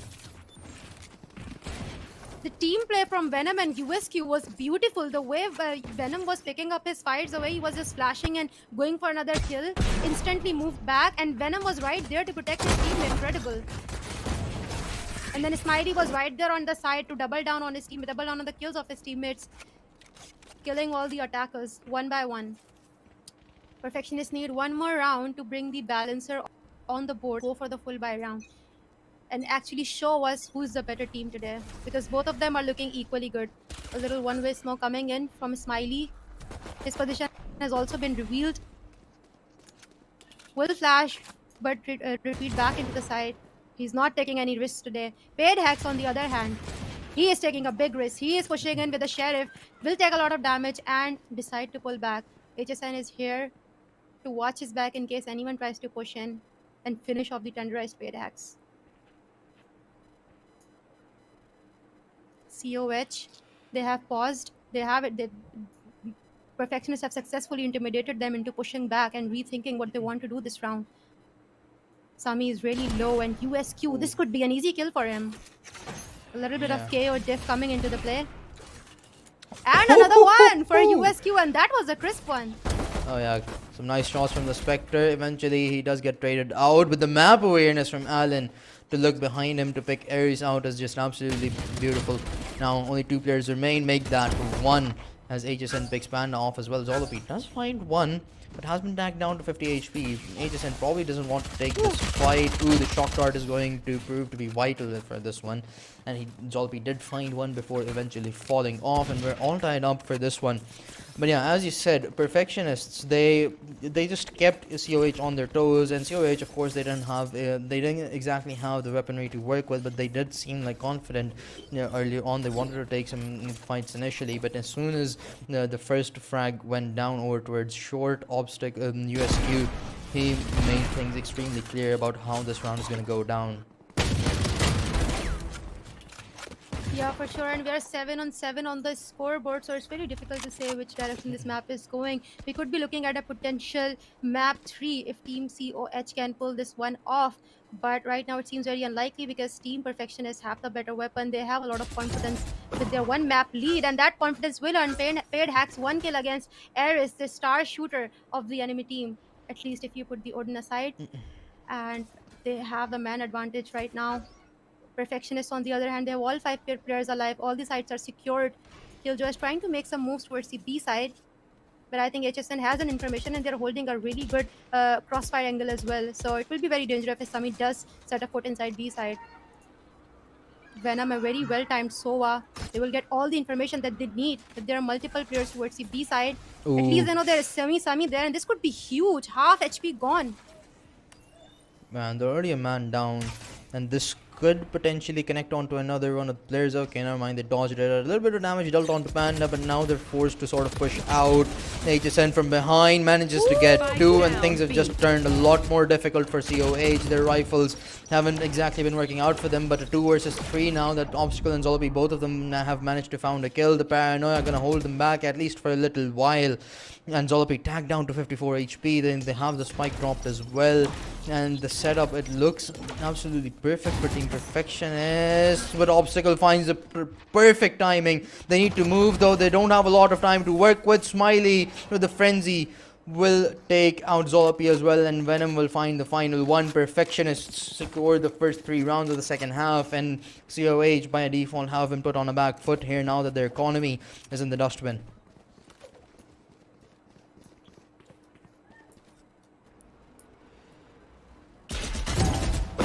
That was a really impactful kill from Paid Hacks. But this is what I'm talking about. That Team Perfectionists have such a good team coordination. We saw a similar instance as well where USQQ helped his teammate and then this. HSN was right there to support his teammate and he got 2 kills just by being a support. If Team Perfectionists keep this up, if they keep this coordination, they might be able to take this one away and off to the semifinals. A hard push coming in from a short. There's so many of them, but USQ will be able to get one, will be taken down by Sheriff, by KO. Smiley, however, right there to avenge his teammates. He gets 1, 2. Will not be allowed to take the third one because Obstacle will use the Sheriff once again and take him down. He's all alone against 3 players, low on HP, only 16 to work with, and a Sheriff and a Dream. Will he be able to do it? He has the spike. He should be able to plant the spike, but there's 3 players pushing him, and Paydax will be the one to take him down, putting 9th on the board for Team Perfectionists. So good so far. Only 4 rounds away are Team Perfectionists from securing their spot in the semifinals as well. So far in the quarterfinals, we've only seen 2-0s. This is probably the best chance we're gonna have of looking at a third map, but COH, in order for that to happen, they're gonna need to make a comeback, and they're gonna need to make it happen straight away, because this round could potentially just be the one deciding factor for this one. This round is going to be extremely key for COH. They don't have any economy built up.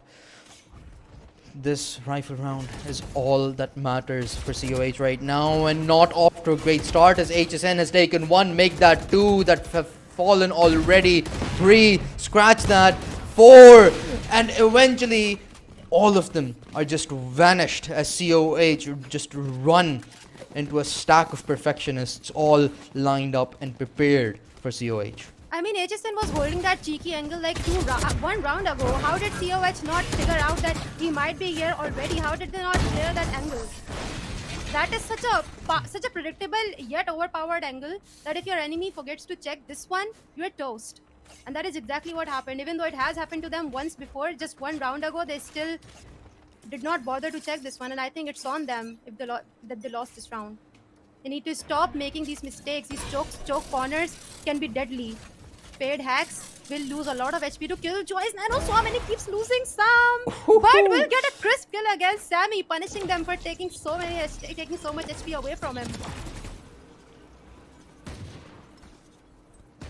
Obstacle tag done quite a lot. HSN, he was a key player in the final round, once again delivers a kill. USQ available to help him out alongside Allen, and the shock dart wasn't enough to finish him off, and another flawless round for Team Perfectionists. And at this point it just seems like Perfectionists, they're convinced that this map is completely theirs. COH have absolutely no response whatsoever, and this pretty much is the final round for COH. If they lose this, they're gonna be down to pistols or SMGs as well. So Perfectionists, you win this, you have basically booked your spot in the semis. I mean, there has been a sudden power switch after the first half because Team Perfectionists did look comfortable, but now they're making it look so easy. Each and every kill, they're looking so confident. It's like they don't care. I mean, look at Paid Hacks. He's just going so forward with the operator. He does not care about that the gun is really expensive and I need to be careful. They're looking really good and they're making it look very easy. COH, on the other hand, they're not sure what to do. But they are sure that they want to take mid control, but Venom is not allowing them any sort of control. Takes 1 down. Aris is right there to trade off his teammate. USQQ will avenge his teammate, taking Aris down. KO suppressor coming in to gather information. HSN knows that there is 1 more player right there waiting for him. Now he has been sandwiched between the 2. Sammy will be the one to take him down. 3v3. Smiley has fallen as well. USQ over peaks and will get punished for it, leaving Paid Hacks all on his own. And Perfectionists, they might be doing the same thing that they did the last time around. Got a bit too overconfident, gave away quite a lot of 1v1 fights for absolutely no reason, but still they have sort of a comfort cushion to work with. Their economy is extremely well built so far, so they're gonna have rifles to work with, whatever they prefer. But still, they're not on match point. COH could easily push this as their own map win in regulation still. Yeah, and I think the way Perfectionists won so many rounds in defense was by taking control of the mid area. And when COS did the same, it also worked out for them. So I think what they really need to do is focus more on mid and less on the sides, because as long as you have control of the mid, things would work out for you. But it wouldn't be easy because there is an operator on mid. Paired Hacks is there with the big gun, and whoever dares to peek will be toast. But Paired Hacks is pushing back because there is Sova's ultimate over there. Does the high jump, dodges the ult, will take 30 damage, but that is all.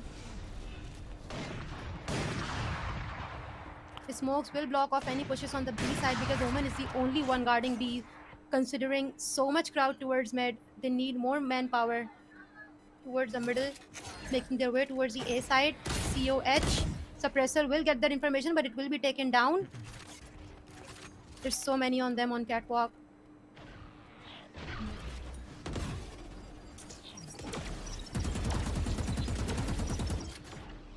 Venom deals some damage but fails to transfer anything into a kill. Paired Hacks is right there to take down at least the ones entering from the main, but he will only be able to get one kill. Will push back right away, saving his life and the expensive weapon that he's equipped in.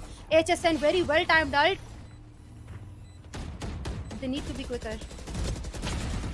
Ooh, ESQ.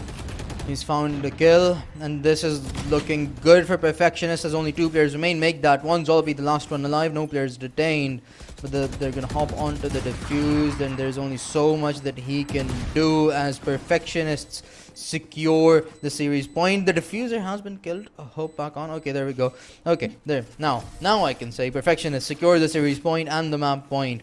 1 round away, and if they do close this one out before heading to overtime, they will be facing off against their other semi-finalists in the second on Saturday, of course.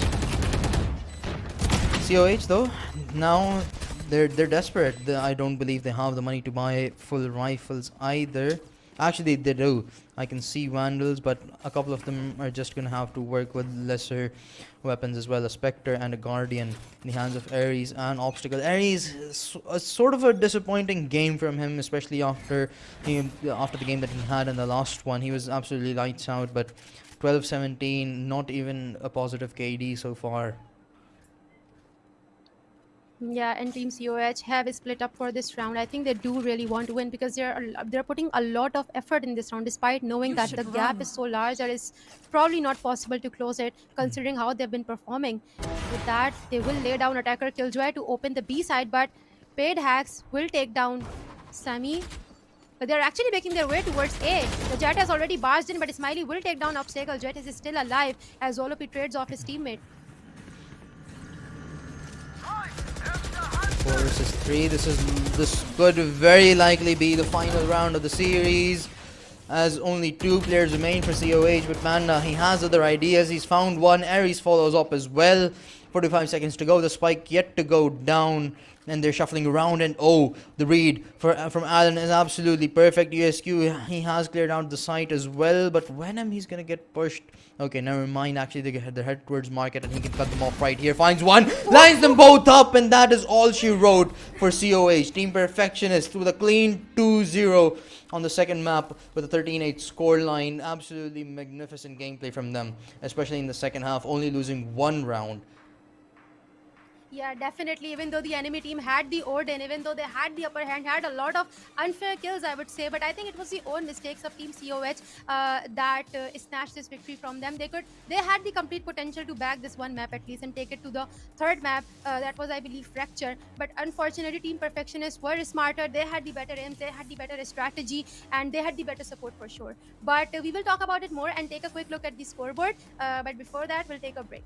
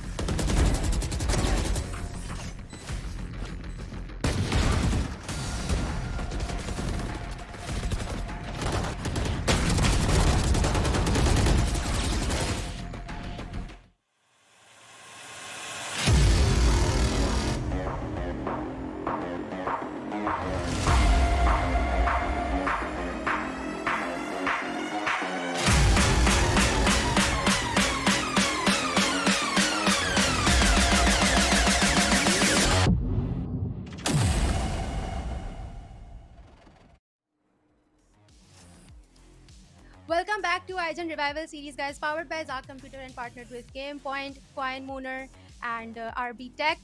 We just saw a really power-packed game, and it was one to watch. Especially my favorite moment was Odin on Panda. It was hilarious, but also it made it. I learned a lot of things. It's possible to use Odin and still have skills. So please stop bullying Odin players on your team, right? But how do you feel about the game, Flick? The game definitely showed promise. Of course, the first map it went to three. It went to three overtimes. Both of these teams were trading blows back and forth. But the second one, COH, they started off strong. The first half ended in their favor, 7-5 with a 7-5 scoreline. But the second one, they looked just absolutely disastrous, to be very honest. There's just no way to sugarcoat it, honestly. Team Perfectionists, they just had their number. They were picking them off one by one, and it just played perfectly in Team Perfectionists' hand, ironically. Pun intended, by the way. And COH, they were only able to secure one round in the whole of second half, so that just speaks a lot about how dominant Team Perfectionists were.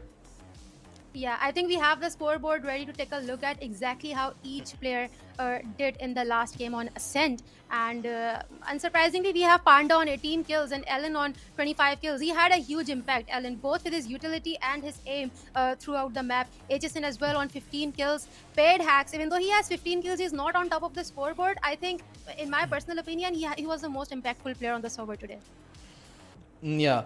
And last time around, we were on the last map. We were talking about how dominant Ares was with the operator, especially this time around. It was a sort of a relatively disappointing game from him. But Alan, this is actual true domination. A 2.5 KD towards the end of such a close map. That just speaks a lot about the capabilities of him. And of course, he is the MVP for his team with a 315 ACS. The guy was playing just absolutely lights out. There was nothing, it seems like, that COH could have done to answer back to the man. He just had total control of the map. Yeah, that is true. But again, I think COH made a lot of mistakes, especially in their B takes and not getting mid control. But they had potential for sure, just made a lot of obvious mistakes. And like you said, they lacked the star player. Like last game, they had Eris doing their for them. They had Eris getting those kills with the operator. He was absolutely popping off. And in this game, they did have Panda, but they were just lacking throughout. Like, they needed more players to get those kills. Panda just could not do the job alone for them. He was getting those kills, but in all honesty, they were not impactful kills. In some round, he played a really massive roles, but just not enough to back them the rounds when they needed it. Whereas on the other hand, I think Team Perfectionist, I'm personally a fan of how Paid Hex was getting mid control and breaking open the way, both on the A side and mid side. I think that contributed a lot to why HSN and everyone else were being able to get those kills. Yeah, it definitely was impressive. But the thing is, the COH they did try a good effort, but there was only just so much that they could have done with the individual plays, as you said, from the side of especially Allen. And Paid Hacks, when his team needed him the most, they delivered. And especially in the final few rounds, when it seemed like things were starting to get a bit shaky in the second half, they managed to convert it. But we're gonna quickly look at the bracket right here. Tomorrow we're going to be looking at the matchup between Team Mystic going up against VRN. Both of these teams extremely experienced in the competitive Valorant scene, and of course Team Perfectionists make their way to the semifinals as well. They're going to be facing off against Envious on Saturday. Yeah, for sure. And I think the real game has begun. I think I saw Team Envious just tweet out, when does the actual matches begin? And I'm like, Oof. okay, I'm gonna see you against Team Perfectionist, how you perform then. Because Team Perfectionist looked really good today. They looked really sharp. So I think the real matches we are about to see tomorrow, because Team Mystic, we saw how good they were. We saw how good Team VRN were. And I think I'm personally most excited about watching Team VRN. They played with 4 players. That was the true, you know what, I can kill them with just 4 players. I don't even need the 5th one. That was the truth, that moment. And I think I'm really excited to see the games tomorrow that are going to happen on the semi-finals. But for today, I think, guys, this is all we have. I hope you had a lot of fun. I'd like to thank our sponsors, GamePoint, Zah Computer, Coin Mooner, and RB Tech, especially Zah Computer, for making this happen, for making this tournament happen. That is happening after 3 years, after 3-year hiatus of IGEN Gaming. And with 100k PKR on the line, we had more than 100 teams participating. So this is definitely a big one, but the competition is just starting, and you must tune in tomorrow. For today, that is all we have, and we'll see you guys tomorrow. Bye.